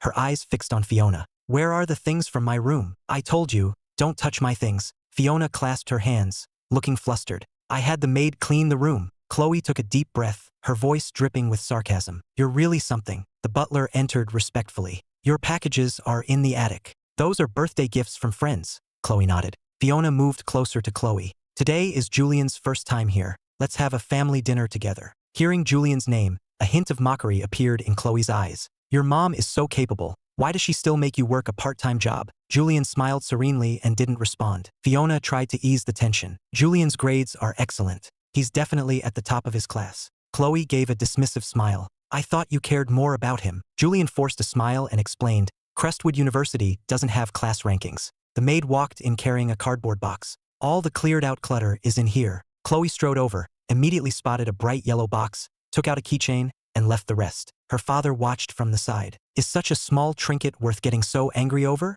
Chloe clutched the item tightly. No one is allowed to touch my things. Julian watched this hypocritical scene, his heart filled with a mix of emotions, mostly jealousy. He took out his phone and sent a message. Can you send me Ethan's contact? We hit it off last time we met. Meanwhile, I was walking on the asphalt road, having just finished a call with my mom. Noah followed behind me. Do you want to be alone? I shoved my phone into his hand. Of course not. My gloomy mood had lifted a bit. Let's ask the others to go to a bar tomorrow. I'll be watching you anyway, Noah said flatly. I picked up my phone to reply to a message and saw a friend request from Julian. This guy suddenly added me. Should I accept? Noah glanced at the screen. No, there might be a reason. I'll add him and see. Chloe returned to her room alone and looked at the bright yellow gift box, a gift I had given her before we were together. Her fingers toyed with the ribbon as she remembered the image of Noah and me. Unrequited love? Stealing someone away. She spat out the words through gritted teeth and threw the box aside. Chloe never initiated trouble with others. I was originally one of her pursuers, but my excessive enthusiasm annoyed her. Until the fight, Mia's shop was trashed, and Chloe rode her motorcycle to the rescue, with me following behind in casual clothes. Chloe arrived at the chaotic alley and swiftly knocked out the troublemaker with her helmet. I rushed over and grabbed her arm. Chloe, are you okay? Chloe's voice was cold. Let go of me first. You're bleeding. Does it hurt? We need to get to a hospital. I grabbed her right hand. Chloe's gaze fell on my hand. It's someone else's blood. I let out a long sigh of relief and carefully wiped the blood from her hand. Mia exclaimed from the side, Ethan, your arm is bleeding. Chloe immediately grabbed my hand, her eyes intensely pressuring. I explained dryly, I was just passing by. Sarah handed over a bandage, and Chloe tore open the packaging and applied it for me, her gaze focused and her expression serious. I'm going to keep this bandage forever. My voice trembled with excitement. Chloe ruffled my hair. Can't mess up the hairstyle. I quickly smoothed down my ruffled hair. Chloe glanced at the alley entrance. Let's go once this is settled. Mia thought she was talking to her until the car keys were handed to me, and I suddenly realized, aren't you coming with us? Sarah gave me a meaningful look, then glanced at Chloe, seeming to understand something in an instant, and quickly pulled Mia away. I watched them leave, quickly wiped the silly grin off my face, and waved at Chloe. Bye. Chloe also raised her hand, mimicking my gesture, but she didn't move, just slightly curled her fingers in a beckoning motion. I obediently took 2 steps towards her. Chloe, is there something else you wanted to say? Chloe's lips parted slightly, and she pointed to the bandage on my arm. Remember to change the dressing. I tried hard to suppress a smile and nodded vigorously. Ah, I will, but you put this on yourself. I'll never throw it away. Let's go, Chloe said, tilting her head slightly. I obediently took 2 steps out, then couldn't resist turning back. Bye. Chloe couldn't help but let out a soft laugh. Go right. I glanced to the right, but my house is to the left. Chloe grabbed my wrist, took 2 steps to the right, and pointed to a newly opened pharmacy. Seeing me still standing there dumbfounded, she simply pulled me inside. After buying iodine and more bandages, she hooked the plastic bag with her fingertip and held it out to me. I looked up and asked curiously, "Are these for me?" Chloe didn't hand me the bag, but held it herself. "I'll walk you home." Quickly shook my head. "No need. The sun is so strong today. What if you get heat stroke? Let me call a car for you." I took out my phone and opened a ride-sharing app. "Thank you so much for today." Chloe suddenly said, "Make a request." After saying this, she stared at me intently. I instinctively looked up and our eyes met. Chloe lowered her gaze slightly, her eyes resting on my face. I nervously pursed my lips, my heart in turmoil. The bright sunlight poured down, making her eyes look clear and bright. In her eyes, even the fine hairs on the side of my face were clearly visible. "A request? Can I ask for anything?" Chloe glanced at the water bottle at my waist. I had nearly picked off all the stickers. She suppressed a smile and replied softly, The moment she replied, I spun around in excitement, a huge smile on my face, my eyes curving into crescents. Wait. Chloe remained silent. I grabbed her hand and started running, deliberately choosing less crowded paths. I jogged with long strides, and her gaze fell on our joined hands as she easily kept up with me. We walked into a shaded area. Chloe, who rarely showed her emotions, was now curious about what I was going to do. In fact, her words had already been a promise. She would most likely agree to whatever I asked. I smiled, let go of her hand, and immediately turned around. A moment later, her phone buzzed. It was a message from me. "My request is for Chloe Clark to be my girlfriend." Chloe looked down and chuckled softly. "Okay." I immediately took 2 steps closer to her, then unexpectedly took 1 step back. You agreed?" Chloe glanced away, one hand holding her phone by her side, the other casually in her pocket. Her stance was lazy yet effortlessly cool. What else? Was I supposed to say no? I jumped up and down in excitement, my voice filled with unrestrained joy. When we reached the entrance to my neighborhood, Chloe turned to leave, but I hooked her finger. "Wait, Chloe." She tilted her head to look at me. I reached into her pocket and took out her phone. Chloe raised an eyebrow. "We just got together, and you're already going through my phone? You've got some nerve." I handed her the lit-up phone. "Unlock it." "What are you planning to do?" Chloe asked as she unlocked it. "You'll see in a bit." I took the unlocked phone,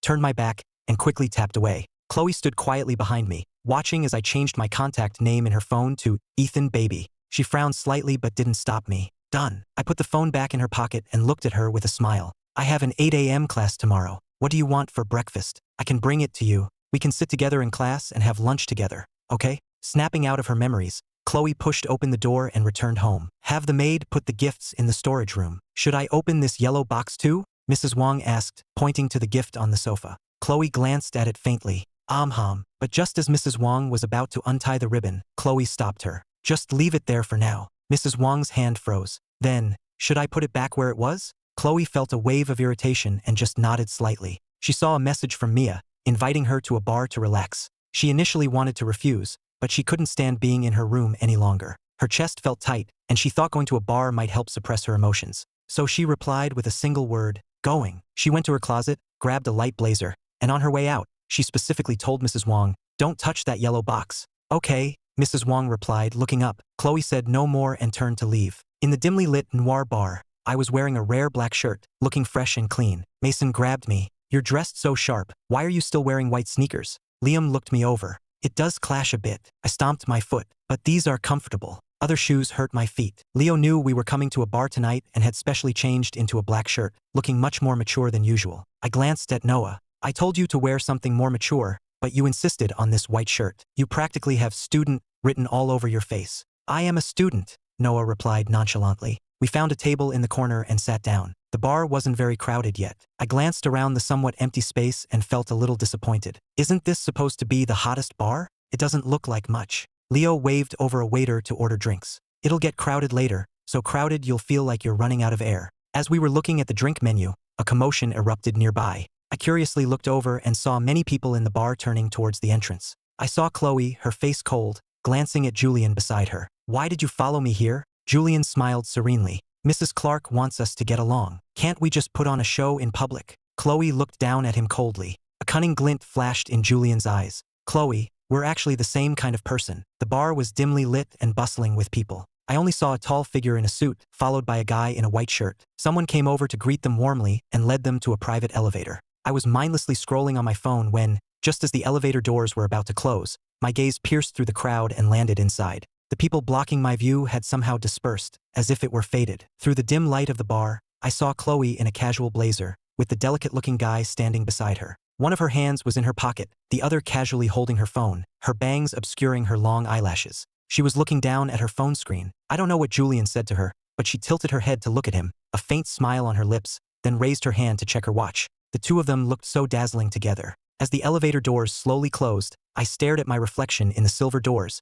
my eyes slightly red. Ethan, Mason gently tugged my hand. What are you staring at over there? Did you see someone you know? I snapped back to reality and shook my head in a fluster. No. Looking at the wide variety of drinks on the screen, I handed the tablet to Mason. You choose. I'll have whatever you're having. Liam reached out and felt my forehead. Ethan, what's wrong? A minute ago, you were excitedly saying you wanted to order one of everything. Why the sudden loss of interest? I listlessly lowered my eyes, swirling the clear glass in my hand, which Noah had filled with warm water for me. I muttered in a low voice, my feelings don't matter anyway. My voice was instantly drowned out by the heavy metal music. Just then, my phone vibrated. It was a message from Julian. We had added each other as friends last time but hadn't spoken since. Did you and Chloe break up? My thumb pressed hard on the chat box. I wanted to reply yes, but the more I thought about it, the more wronged I felt. Why should I have to answer him just because he asked? He was the one who added me, never said hello, and now he was suddenly asking this with such a condescending tone. The more I thought, the angrier I got. My breathing quickened, and my chest heaved. I glared at the message and angrily typed out a reply.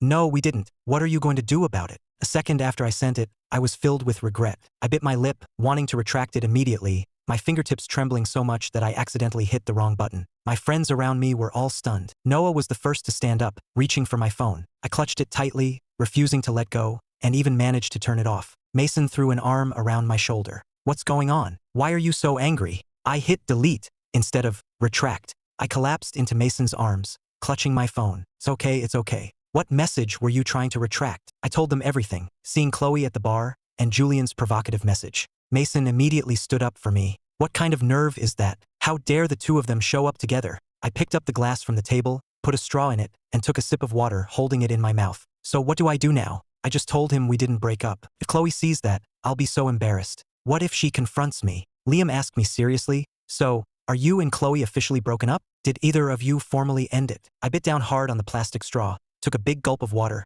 and swallowed before saying in a muffled voice. Neither of us said it, but we both know it's basically the same as being broken up. Leo slapped his thigh. I think I get it. You both sensed the feelings were fading, so you started slowly distancing yourselves from each other. That's like a silent breakup, right? I nodded helplessly. Leo leaned on Noah's shoulder, a mischievous grin on his face. This is actually easy to solve. You told Julian you didn't break up, which is technically true since neither of you officially said it. Couples fight and give each other the cold shoulder all the time. Isn't that what you're doing now? Liam chimed in. Exactly, Leo's analysis is spot on. If Chloe really comes to ask, you just confidently tell her you haven't broken up. Noah looked at the three of us, took my nearly empty glass, and refilled it with some warm water. No need to make it so complicated. A good ex should be like they're dead, Noah said calmly. Just block and delete Julian. If Chloe contacts you, ignore her. That's a real breakup. Mason swallowed hard, staring at Noah. Noah, I seriously suspect you've been secretly dating behind our backs. Liam nodded vigorously. How do you know so much?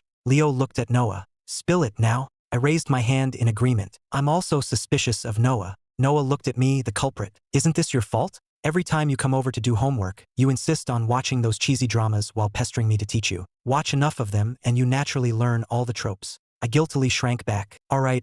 I forget those shows as soon as I finish them. I didn't realize you paid such close attention. Before long, our orders arrived. Looking at the beautiful drink in my glass, all my worries instantly vanished. Meanwhile, in the luxurious private room 1002, Chloe sat upright in the center of the sofa. She exuded a powerful aura, making her particularly eye-catching in the dim, noisy space. Julian had followed her in silently, to which Chloe had no reaction. In this lively setting, surrounded by countless unfamiliar faces, everyone was just putting on an act. Julian sat quietly in a corner, deliberately keeping his distance from Chloe. His phone screen suddenly lit up. He glanced down and saw my recent reply. A triumphant smile unconsciously spread across his face. He then stood up, phone in hand, and quickly left the room to make a call. Hello, Ethan. Chloe was about to pick up her glass when she faintly heard my name, and her hand froze midair. Her deep, dark eyes lifted, following his retreating figure until the door to the room slowly closed. Only then did she put down her glass, stand up and follow him out. At another table, Noah watched me down half a glass in one go and frowned with concern. This drink isn't that strong, but you're usually a lightweight. You should probably drink less.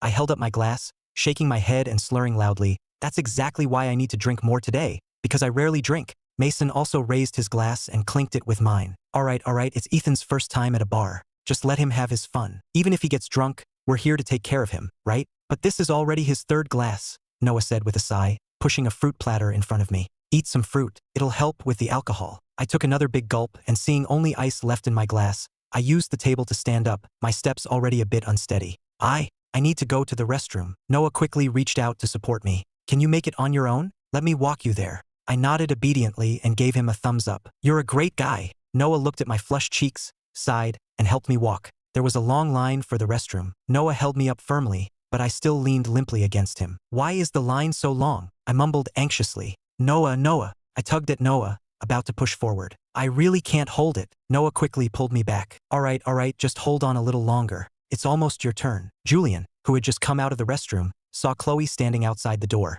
Before he could speak, from the end of the hallway, Noah, I called out drunkenly. Chloe and Julian turned their heads at the same time. Julian's eyes widened in surprise when he saw me in this state. Chloe, who had been leaning against the wall, instantly straightened up, her body stiff. Her gaze first fell on Noah's hand supporting me, then fixed on my flushed face. Noah, of course, also noticed Chloe and paused for a moment. I clung to Noah's sleeve, using my drunken state to whine. Are you doing this on purpose? Just because I had a few extra drinks, you're just going to stand there and watch me suffer? Chloe abruptly turned her head away, trying not to look at the jarring scene. But a second later, her eyes uncontrollably drifted back. A wave of irritation washed over her. Getting wasted late at night and clinging to a girl like that, did he really not understand the danger? Chloe forcibly suppressed her inner turmoil. She wanted to turn around and go back to her private room, but her gaze was rooted to me, unable to move away. Noah looked down at his wrinkled shirt, sighed helplessly, and supported my swaying body. Stop fooling around. Get in there. I obediently said,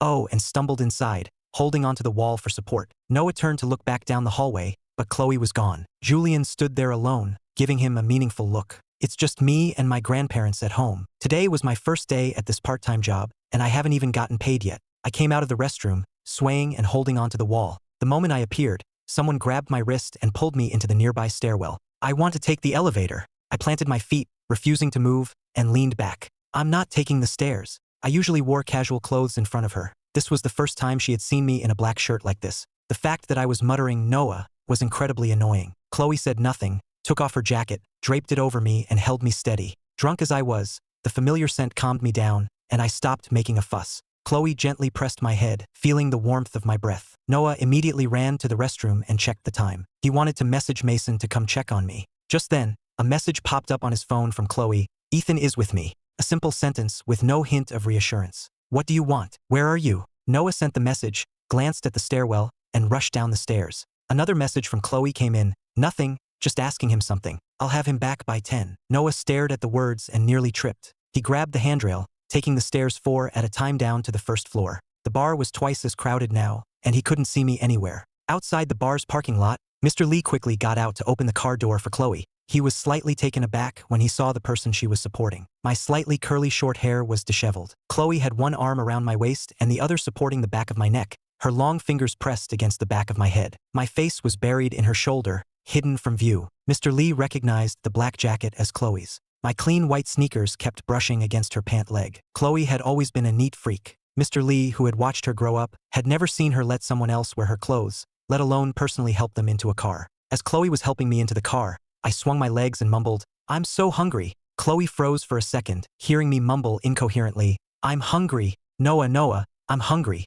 Chloe's tongue pressed against her teeth, and she said slowly, then starve. She helped me into the back seat and got in after me. Mr. Lee closed the door and returned to the driver's seat. How can you let me starve to death? I leaned on Chloe's shoulder, my eyes closed in a daze, one hand behind my head, the other patting her head. Chloe tilted her head to the side and asked with a sigh, what do you want to eat? Mango mille crepe. Chloe was silent for a moment, remembering she had ordered it for me last time. My soft, slurred voice reached her ears. Noah.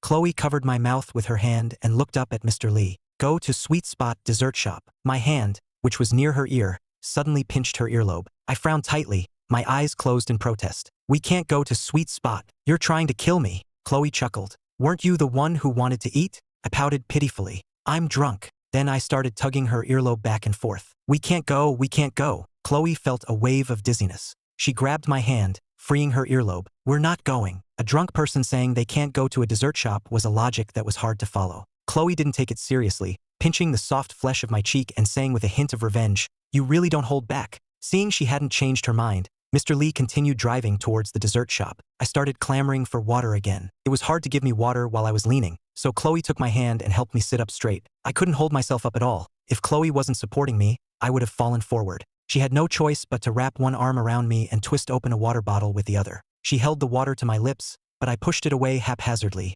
spilling a good amount of the full bottle. Chloe glanced down, then looked up at me quietly, her eyes full of scrutiny. On purpose. I guiltily lowered my head, my eyes slightly narrowed, and mumbled, "I'm thirsty." If my cheeks weren't so flushed, Chloe would have been sure I did it on purpose. She took a tissue and quickly wiped her black pants, leaving a water stain. I hugged her arm and opened my mouth, biting down on the bottle's opening. Drool. Chloe tossed the tissue, held my chin, and slowly tilted the bottle, letting the water flow into my mouth. Chloe had never served anyone like this in her life, not even having to personally feed someone water. After a while, I had drunk most of the bottle and gradually stopped. Chloe quickly pulled the bottle away. You don't even say when you're done. She fumbled a bit, trying to pick up the cap to screw it on. The moment she aligned it with the bottle's opening, she felt water trickling down. My chin was resting on her arm, and drool was running down it. She endured the discomfort on her arm, quickly screwed the cap on, and tossed the bottle aside. She took several tissues and gently wiped the corners of my mouth. I tilted my head back in response. Chloe got a clear look at my face.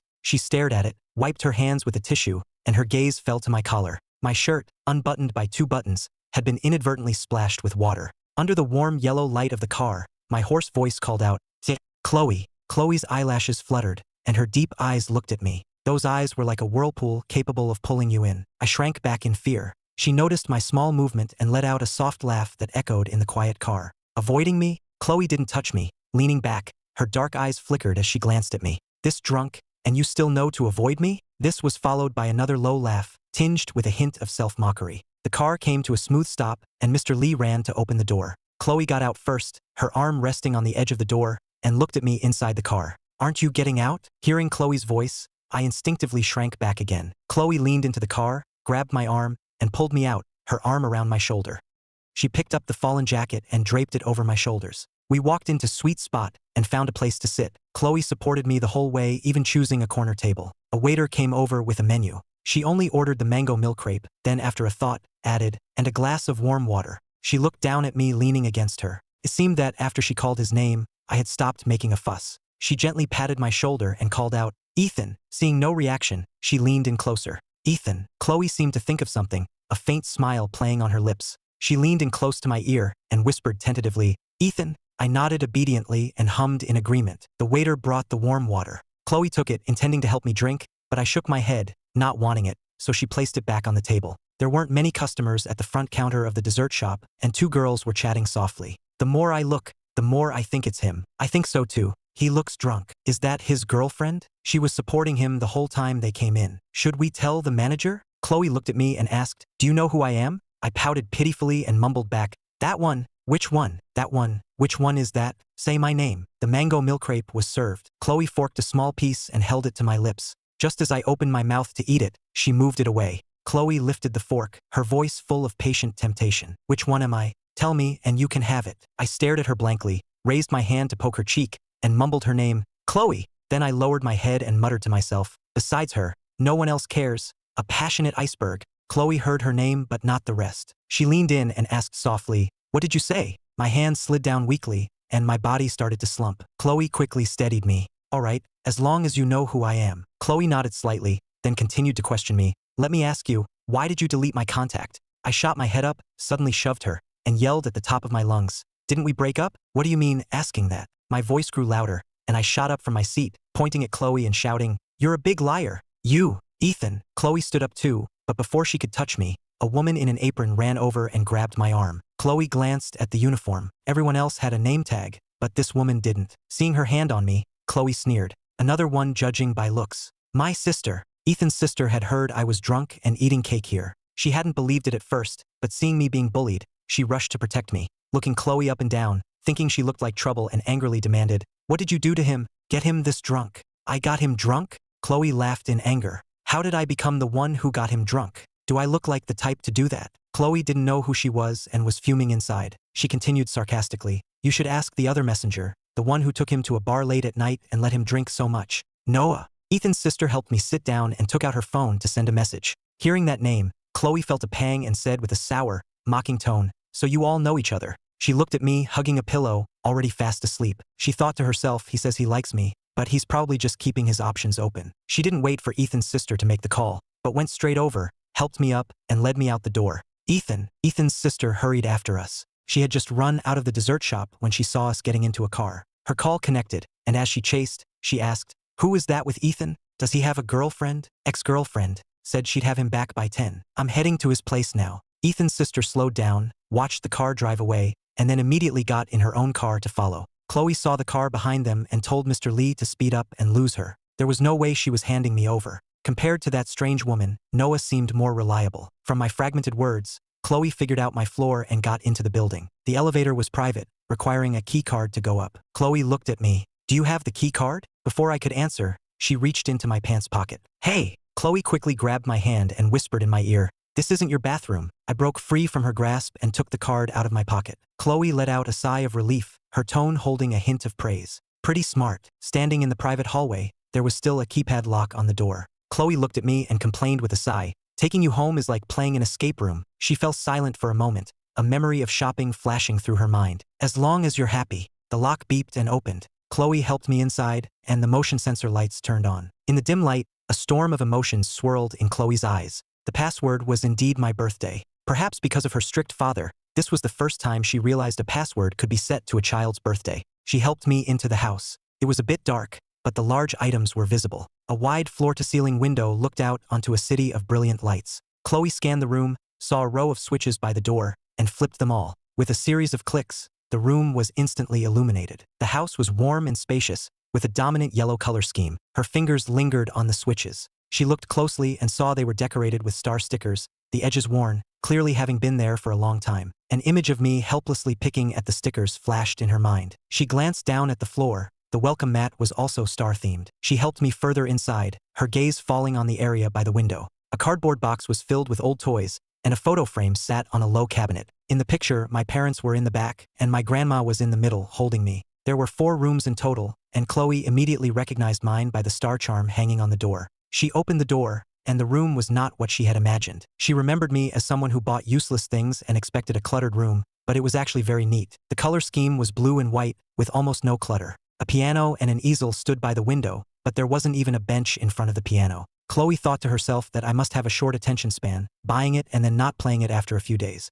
She helped me onto the bed, took off my shoes, and carefully tucked me in. Then she stood up, turned off the room light, and watched my sleeping face in the light filtering through the crack in the door. She hadn't gotten any clear answers today. She pulled a sticky note from the desk, tore one off, and scribbled a line with a flourish. Before leaving the room, she turned off all the lights in the house, gently closed the door, and everything returned to silence. Finals are just around the corner, and you're still not studying? I said, watching Mason scroll through videos as I worked on my problems. I just need to pass, anyway, Mason said nonchalantly. He and I were sitting in the back row of our astronomy elective. I had been enthusiastic during the first class, but after that, I didn't pay much attention and became a regular in the back. Ethan, what are your plans for the summer break? Mason asked, turning to me. I shook my head slightly. I don't know. Last summer, I found out Chloe had gone to the Nguyen's. I lied to my parents, saying I was hanging out with friends, and secretly followed her, only to end up in a miserable situation. This long summer, I decided I would go wherever I wanted. I'll ask in the group chat then, Mason said, exiting the video app.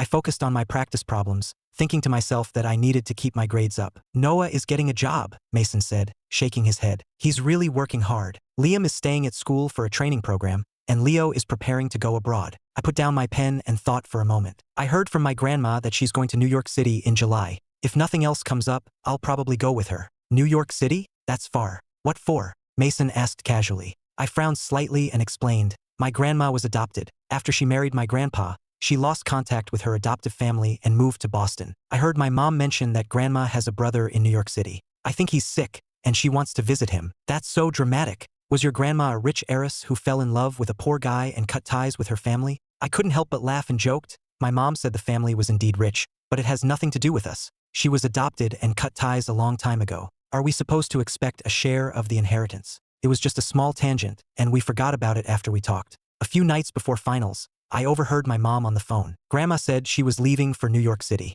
I put down my warm milk and quickly took the phone. Grandma, can you wait a few days? I'll go with you after my exams. My mom smiled and said into the phone, Mom, why don't you wait a few more days? With Ethan by your side, we'll feel more at ease. I'm going to New York City this time, and I probably won't be back for a while. He'll be bored following me around. I smiled helplessly. There's plenty to do in New York City, and if not, I can always just play on my phone. Grandma, let me go with you. There's nothing for me to do in Boston over the summer anyway. Everyone else is busy. Maybe Grandma didn't want to be lonely either, because after hearing what I said, she agreed. Carrying my empty cup, I followed my mother to ask about that family in New York City. Mom, the other day when I was talking to Mason, you mentioned Grandma was a rich heiress. Is that true? Tell me about it. My mom, sitting on the comfortable sofa with a book in her hand, let out a soft laugh. I only heard it from your dad. Apparently, the person who adopted Grandma was a tycoon, and he only did it because of public pressure. Grandma didn't have a good life there. Later, she met your grandpa, but that family didn't approve, so Grandma cut off all ties. Dad wasn't born yet then, right? Did Grandma tell him that? I leaned in curiously, looking like I was ready for some gossip. You can find it online, but it's all superficial information. No one really knows what happened back then. Don't bring it up in front of Grandma. I nodded obediently. Don't worry, I won't say anything, although I agreed my curiosity was piqued. Back in my room, I opened my laptop and typed in my grandma's name, Grace Anderson. It had been decades, so there wasn't much online, but I still found some news. Grandma's birth parents were wealthy merchants who went bankrupt after a financial scandal, leaving her behind as a minor. Her original name was Grace Nam, but after being adopted by the chairman of Apex Corp, she took the surname Anderson. Later, she cut ties and moved to Boston with my grandpa. Thinking about the brother Grandma was going to visit, I typed on the keyboard, searching for related information, but found nothing. I let go of the mouse, and my gaze drifted to a white sticky note on my desk. On it were 2 words, Big Liar. The handwriting was messy but had a certain wildness to it that made me feel uneasy. How did I become a liar? The note had been on my desk for days, and I couldn't figure it out. Noah had told me that Chloe brought me home the night I got drunk, but I couldn't remember what happened in between. My sister said I even went to Sweet Spot, and I had no idea why she took me there, where my sister saw us. It took me days to explain that we were just college classmates. On the last day of finals, I headed to the exam hall early. The sun was high in the sky, and I couldn't be bothered with an umbrella, so I threw on a sun hoodie and a long-brimmed hat that covered most of my face. My phone screen lit up. Mason had sent a video with a stunning thumbnail of Bella Thorne. I quickly typed back, almost at the exam hall. I'll watch it after. If I watch it now, it'll mess with my focus. I walked with my head down, a pencil case tucked under my arm, typing on my phone with both hands. I passed a boba shop and saw it was packed, so I gave up on the idea of getting a cold drink. I was focused on replying to a message when someone suddenly rushed out from the side, bumping into me and sending me stumbling back a few steps. A cold sensation hit me, and the smell of milk tea filled my nose. I looked down to see milk tea dripping on my pants and shoes. Oh my God, I'm so sorry. I'm really sorry, the girl said, her face flushed as she apologized profusely. I saw the steps behind her and guessed she had slipped. It's fine. You didn't do it on purpose. I can just wash it off when I get home. I waved my hand dismissively, secretly glad I was wearing the sun hoodie. Just then, a slender hand held out a phone to me. Your phone. The voice was low and lazy. I didn't even need to turn around to know it was Chloe. Ah, Queen Bella is so beautiful. A fan's voice exploded from the video. My mind went blank. My hand trembled as I reached for the phone, and my pencil case clattered onto my shoe, rolling into the puddle of milk tea. I didn't even bother to pick it up, frantically trying to hit the mute button, not even noticing I had brushed her hand. In my panic, I hit the wrong button, and the volume blasted even louder. The fan's voice drilled into my ears. It was mortifying. My face was burning as I snatched the phone and turned it off. If I had known it was that kind of fan video, I never would have opened it, and now it had been broadcasted for everyone to hear from Chloe's hand. The girl with the milk tea blushed even harder and stammered, let me buy you a new drink? I fiddled with the black screen of my phone and sighed weakly, just go. If you don't, I'm gonna find a hole to crawl into. The girl thanked me repeatedly and quickly pulled her friend away. I kept my head down, picked up my dirty pencil case,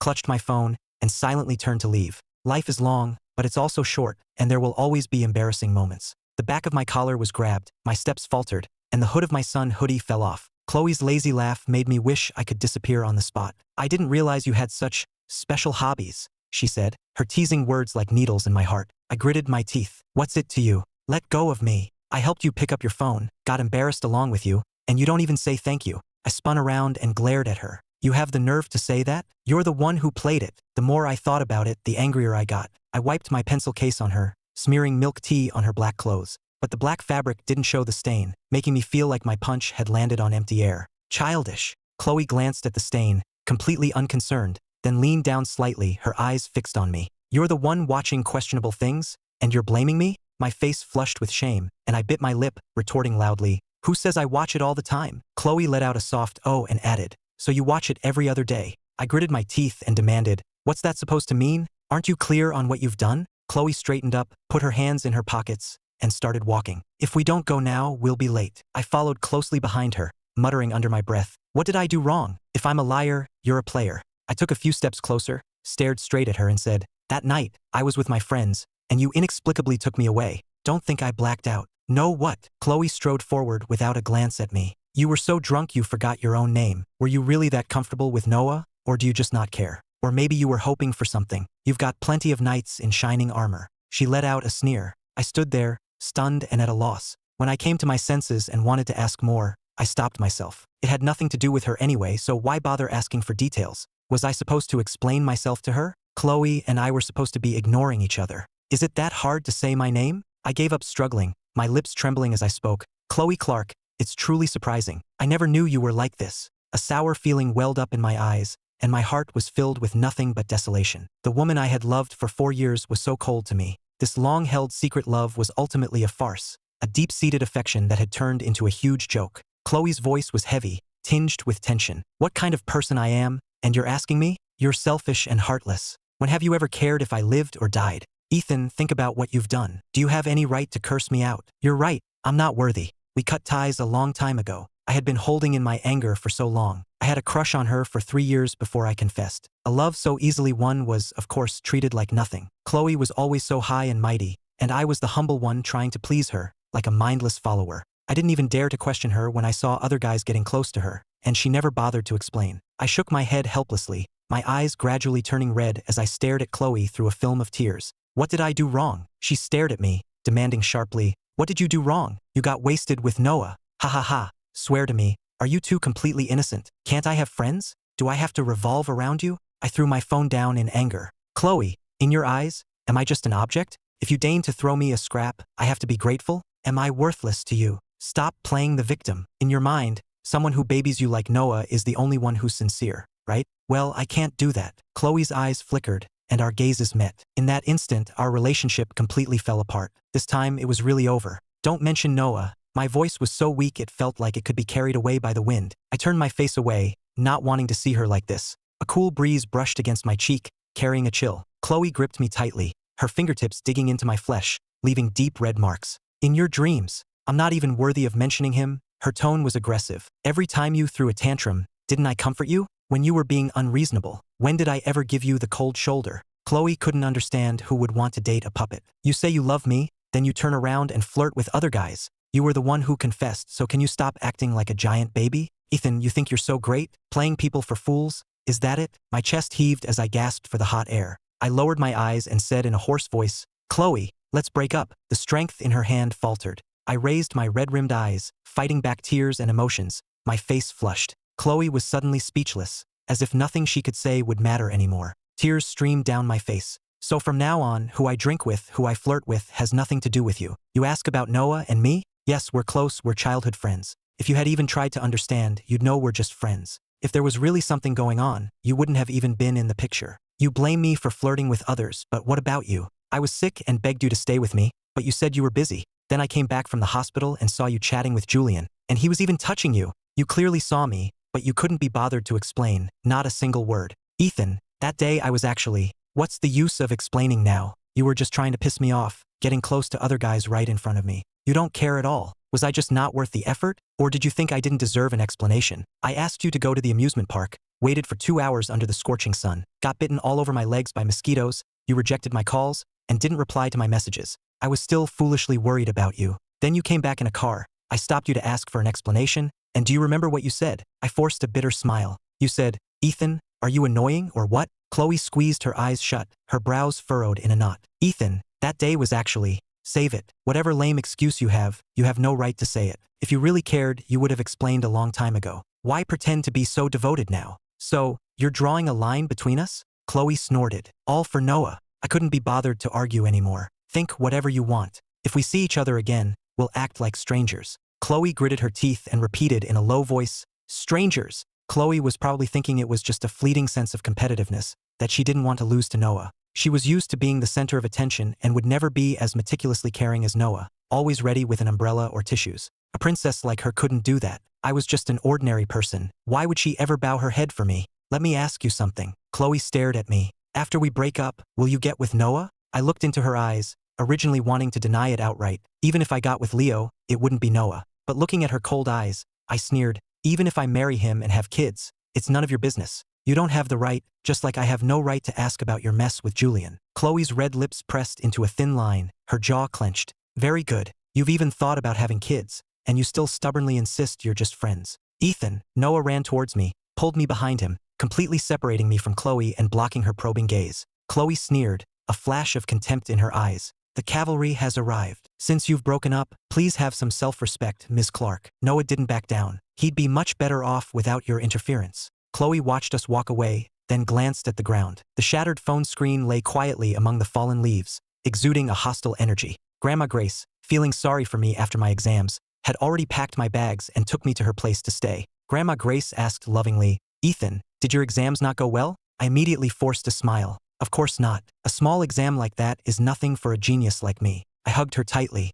Grandma Grace, is your brother easy to get along with? It's a bit presumptuous of us to stay at his place. What if we make him uncomfortable? Maybe we should stay in a hotel. I came back this time specifically to see him. He's just stubborn. He's been sick for so long and didn't let a word out. Living alone with a mutt in such a big, empty house, and none of his children show up. Why don't they come to visit? A bunch of heartless people. I heard he donated his inheritance to his own. What door are you closing? I retorted angrily. I dislike you the most. Stop making excuses, Grandma Grace said with a smile as she went back to her room. I lay down, hugging a pillow. On the third day, as soon as Grandma Grace and I got off the plane, 2 men in suits approached us. Are you Ms. Grace Anderson? Grandma Grace nodded slightly. The 2 men took all our luggage and escorted us to the Astoria Grand. I had some recollection of the name. It was a top luxury residence in New York City, consistently ranked #1. Grandma Grace, you really cared about Grandpa. I couldn't help but remark. Moving out of a mansion like this to live in a regular apartment in Boston, the difference must have been huge. Ethan, Grandma Grace's voice was gentle.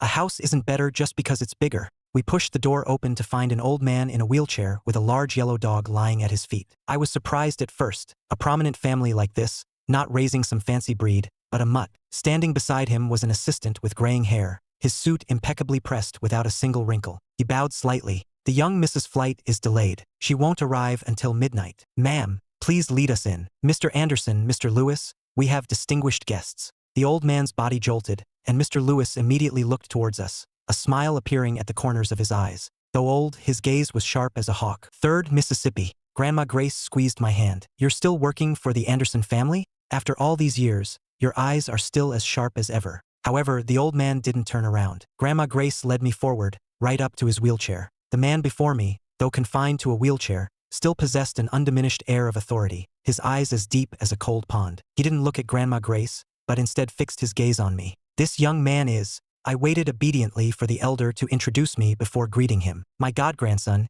Ethan. Grandma Grace's voice was steady, but held a slight tremor. I was slightly taken aback and instinctively glanced at her, squeezing her hand tighter. Hello, Mr. Anderson. I'm Ethan. I was worried about my grandma traveling alone, so I insisted on coming along. I apologize for the imposition during this time. Facing the man's powerful presence, I felt a bit reserved. I gave a respectful bow before taking a proper look at his face. Ethan, Mr. Anderson smiled politely and gave a slight nod. I was in a daze as an image of Chloe flashed through my mind. The day we first met, I was helping a teacher with registration. Just as I was about to turn it in, she appeared, leaning against the back door of the classroom, her tall, slender figure silhouetted against the bright light, casting a shadow over me. I turned to look. Chloe Clark. Her voice was cool and lazy, like a devil's whisper. My heart skipped a beat, and I stared at her, dumbfounded. Her brow bones were exquisitely defined, her dark eyes like an abyss, holding a hint of untamable wildness. The teacher sent us to move some books. On the way, I quietly introduced myself. My name is Ethan. Others would usually compliment the name or affectionately call me Ethan, but she just gave a perfunctory response.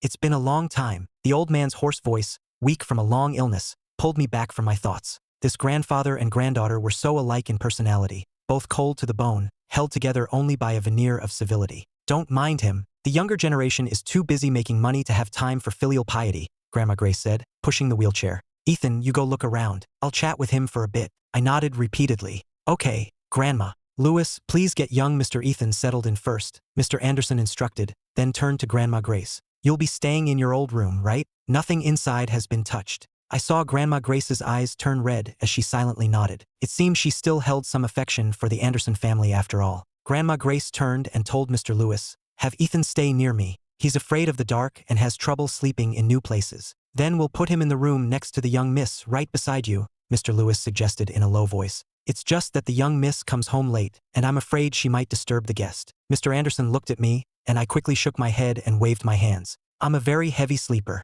I can fall asleep the moment my head hits the pillow. The noise from next door definitely won't wake me. Please don't worry, young Mr. Ethan, Mr. Lewis smiled gently. I will remind the young miss to be quiet. Thank you. I followed Mr. Lewis upstairs. As we passed one door, I couldn't help but glance at it a couple of times. All the rooms on this floor had silver locks, except for that one, which was pure black. Young Mr. Ethan, if you need anything, just press this button, and a servant will be here immediately, Mr. Lewis said, pointing to a switch on the wall. I nodded. Understood. I'll just rest in my room. You can go about your business. Don't worry about me. I'll come relieve you at dinner. That evening, the three of us had dinner in the dining room. Afterwards, the two elders went to the backyard for a walk, and I tagged along for a bit. The continuous travel was exhausting, and I had spent the afternoon playing with the dog, so my bones felt like they were about to fall apart. After saying goodnight to the elders, I went straight back to my room. The closet was fully stocked with clothes, and even had high-end men's skincare products. I changed into my own pajamas, smelling of fresh soap. Once my nerves relaxed, I fell into a deep sleep in no time. Downstairs,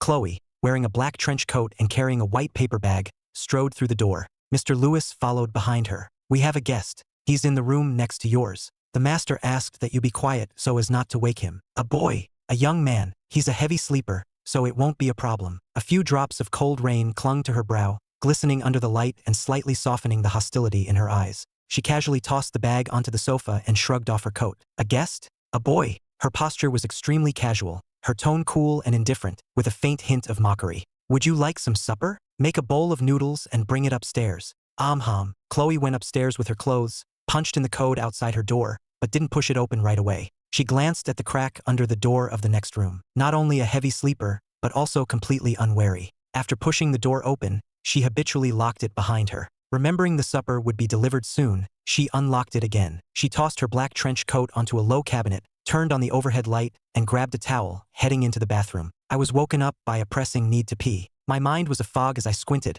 looking for the bathroom, and walked straight into a wall. That woke me up a bit, and I realized this wasn't my room. I rushed out, remembering there was a bathroom around the corner. I caught a glimpse of the lights on downstairs. Do rich people not turn off their lights at night? I didn't have time to ponder it. I groggily fumbled my way in the dark, completely failing to notice that just 2 steps out, the open door behind me was slammed shut by a draft, leaving me in total darkness. I dozed off on the toilet and almost fell over. Shuffling back, I saw a sliver of light coming from a half-open door, so I felt for the handle, went inside, turned off the main light, and collapsed onto the sofa. A screen in the distance was still glowing faintly. I had a vague feeling something was wrong, but I was too tired to get up. In the bathroom, Chloe was tying her bathrobe when she suddenly froze, her sharp eyes darting towards the door. Did the power go out? The thought had just crossed her mind when she cursed herself for being stupid. The bathroom light was still on. She pushed open the glass door just as Mr. Lewis tiptoed in, carrying a wooden tray. Put it here. He carefully set down the bowl and chopsticks. Chloe opened her mouth, about to ask him why he had turned off the light, but Mr. Lewis had already quickly exited, also wondering why the young miss was in the dark. Just as Chloe was about to hit the light switch, a muffled groan came from the sofa. Did the old man get a cat? Chloe frowned at the sofa. The thought of a stray cat dirtying her space made her inexplicably angry. Her dark eyes stared intently at the lump under the blanket. The length and size were definitely not a cat. She raised an eyebrow, her lips pressed into a thin, cold line, and she approached the sofa with light steps. The spacious bedroom was so quiet you could hear a pin drop, with only the ticking of her watch. She suddenly remembered Mr. Lewis's words. A young man has arrived. She looked down at the sofa area. Only the top of a head was visible from under the blanket, haloed by the faint glow of the screen. We have a guest, staying next door to you. Mr. Lewis's words echoed in her mind like a curse. How could this reckless idiot be sleeping on her sofa? This was even more disgusting than a stray cat. Even if she kicked him out right now, she would absolutely not be sleeping here tonight. The blanket was roughly thrown off, half of it sliding to the floor, the other half bunched up on the edge of the sofa.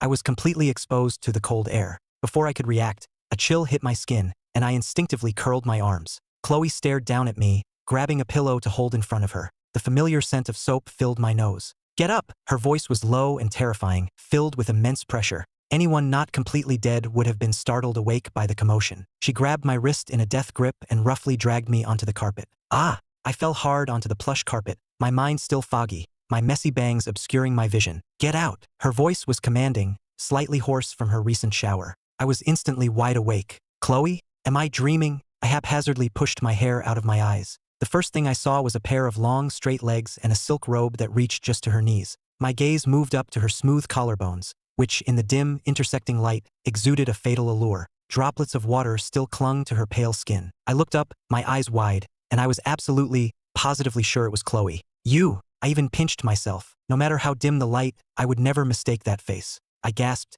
"How did you get in here?" Chloe was also stunned. How was I in her house? The harsh words I had said flashed through her mind, and an indescribable irritation welled up inside her. The old man's guest. She coldly pulled my arm, forcing me to stand up straight. She never got involved in the affairs of the main house. Mr. Lewis had only mentioned it in passing, and she hadn't paid it any mind, completely uninterested in the matter. I was finally wide awake. I looked up at her, at a loss for where to even begin yelling. This was beyond absurd. We had just had a huge fight and broken up, and now we run into each other here. I awkwardly turned my head away, avoiding her intensely aggressive gaze. But Chloe took a step closer, her bare feet silent on the soft carpet. I didn't notice until her presence was right upon me, and I jumped back in fear. What do you want? What do I want? You snuck into my room. Chloe advanced on me step by step. My back hit the edge of a table. How was I supposed to know where I was? As if waking from a dream, I turned to flee, but Chloe grabbed my wrist in a death grip. I struggled for a few moments, only to be pulled fiercely into her arms. I stopped my useless resistance, my shoulders slumping in defeat as we stood locked in a standoff in the darkness. Chloe's thumb pressed hard on my pulse as she called out, "Ethan," then silence. After a moment, her grip loosened slightly. I took the opportunity to pull my hand back, and my elbow seemed to knock over something hot. Immediately, the rich aroma of pork bone broth filled the air. I whipped my head around to look. A porcelain bowl was overturned on the table, noodle soup spilling everywhere. Unexpectedly, a powerful force wrapped around my waist, and I was yanked forward, crashing into that familiar embrace. We used the same scented body wash. Chloe's hand was on my waist, guiding me away from the flowing soup. I glanced and saw that her hand, which was shielding me, was now covered in sticky broth. "What are you standing there for? Go turn on the light." Her voice was ice cold. Our eyes met in the dim light filtering from the bathroom. This hellish reunion was giving both of us a major headache. The overhead light flickered on, and the room was instantly as bright as day. Chloe scanned the room and asked coldly, "Where are the tissues? This is your house. How would I know?" I retorted irritably.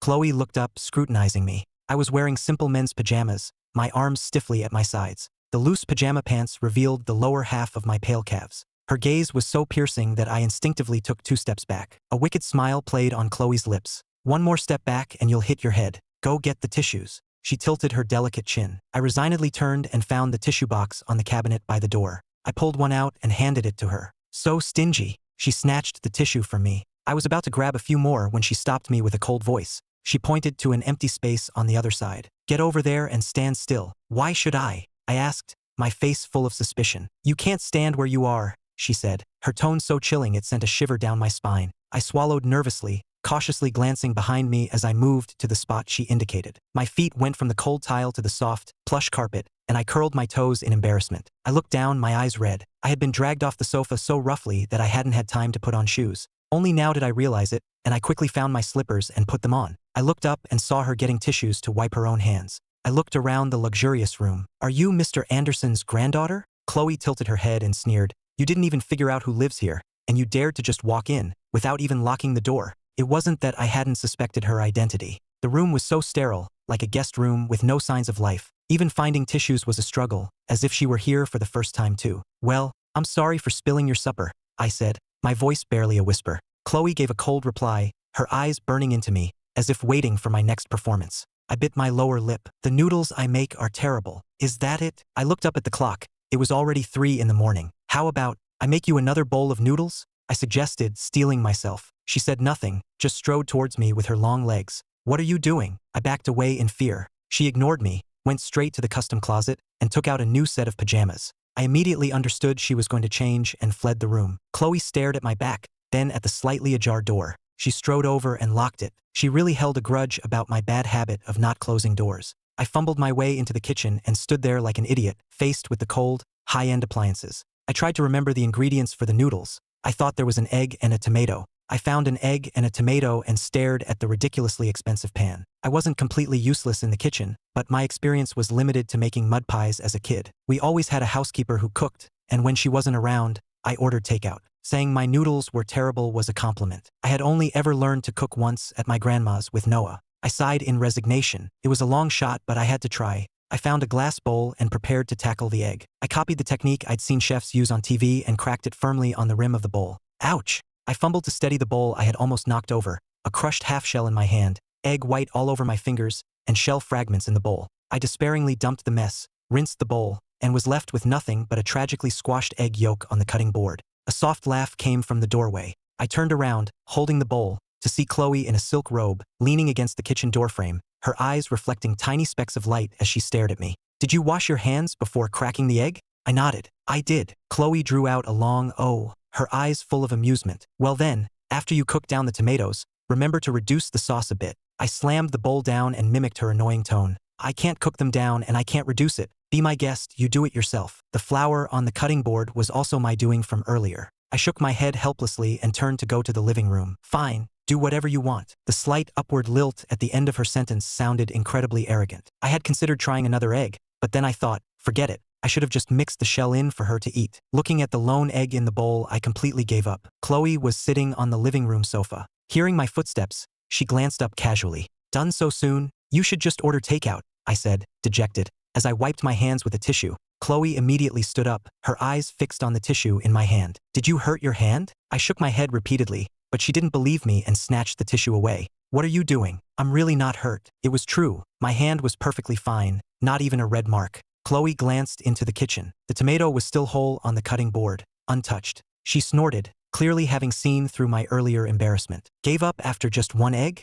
The security here is tight. Delivery drivers can't get in." I pursed my lips in embarrassment. After waking up, I was actually a bit hungry. I glanced at her furtively. "How about, we go out to eat?" Chloe raised an eyebrow. "We?" She tilted her head and sighed softly. "All right, I guess. Go upstairs and change first." I had rarely been to New York City before. My parents were always busy with work, so I had only visited a few times. As we were about to leave, Chloe grabbed my arm and led me in a different direction. "I remember we came from that way." Chloe nodded. "Are you really planning to walk?" "It's at least a half-hour walk just to get out of the residential area." I remembered it had taken 10 minutes even by car, so I wisely kept my mouth shut. She led me to the underground garage, which was filled with all kinds of luxury cars. She chose a black convertible sports car. I got into the passenger seat. "This car is pretty cool." Chloe glanced at me as she backed out. "Are you cold?" "No." After leaving the residential area, the car's speed picked up significantly. I knew her car had been confiscated by her family for getting into trouble before, so she was probably itching to drive. The night wind felt great. I took out my phone, recorded a short video, and sent it to the group chat.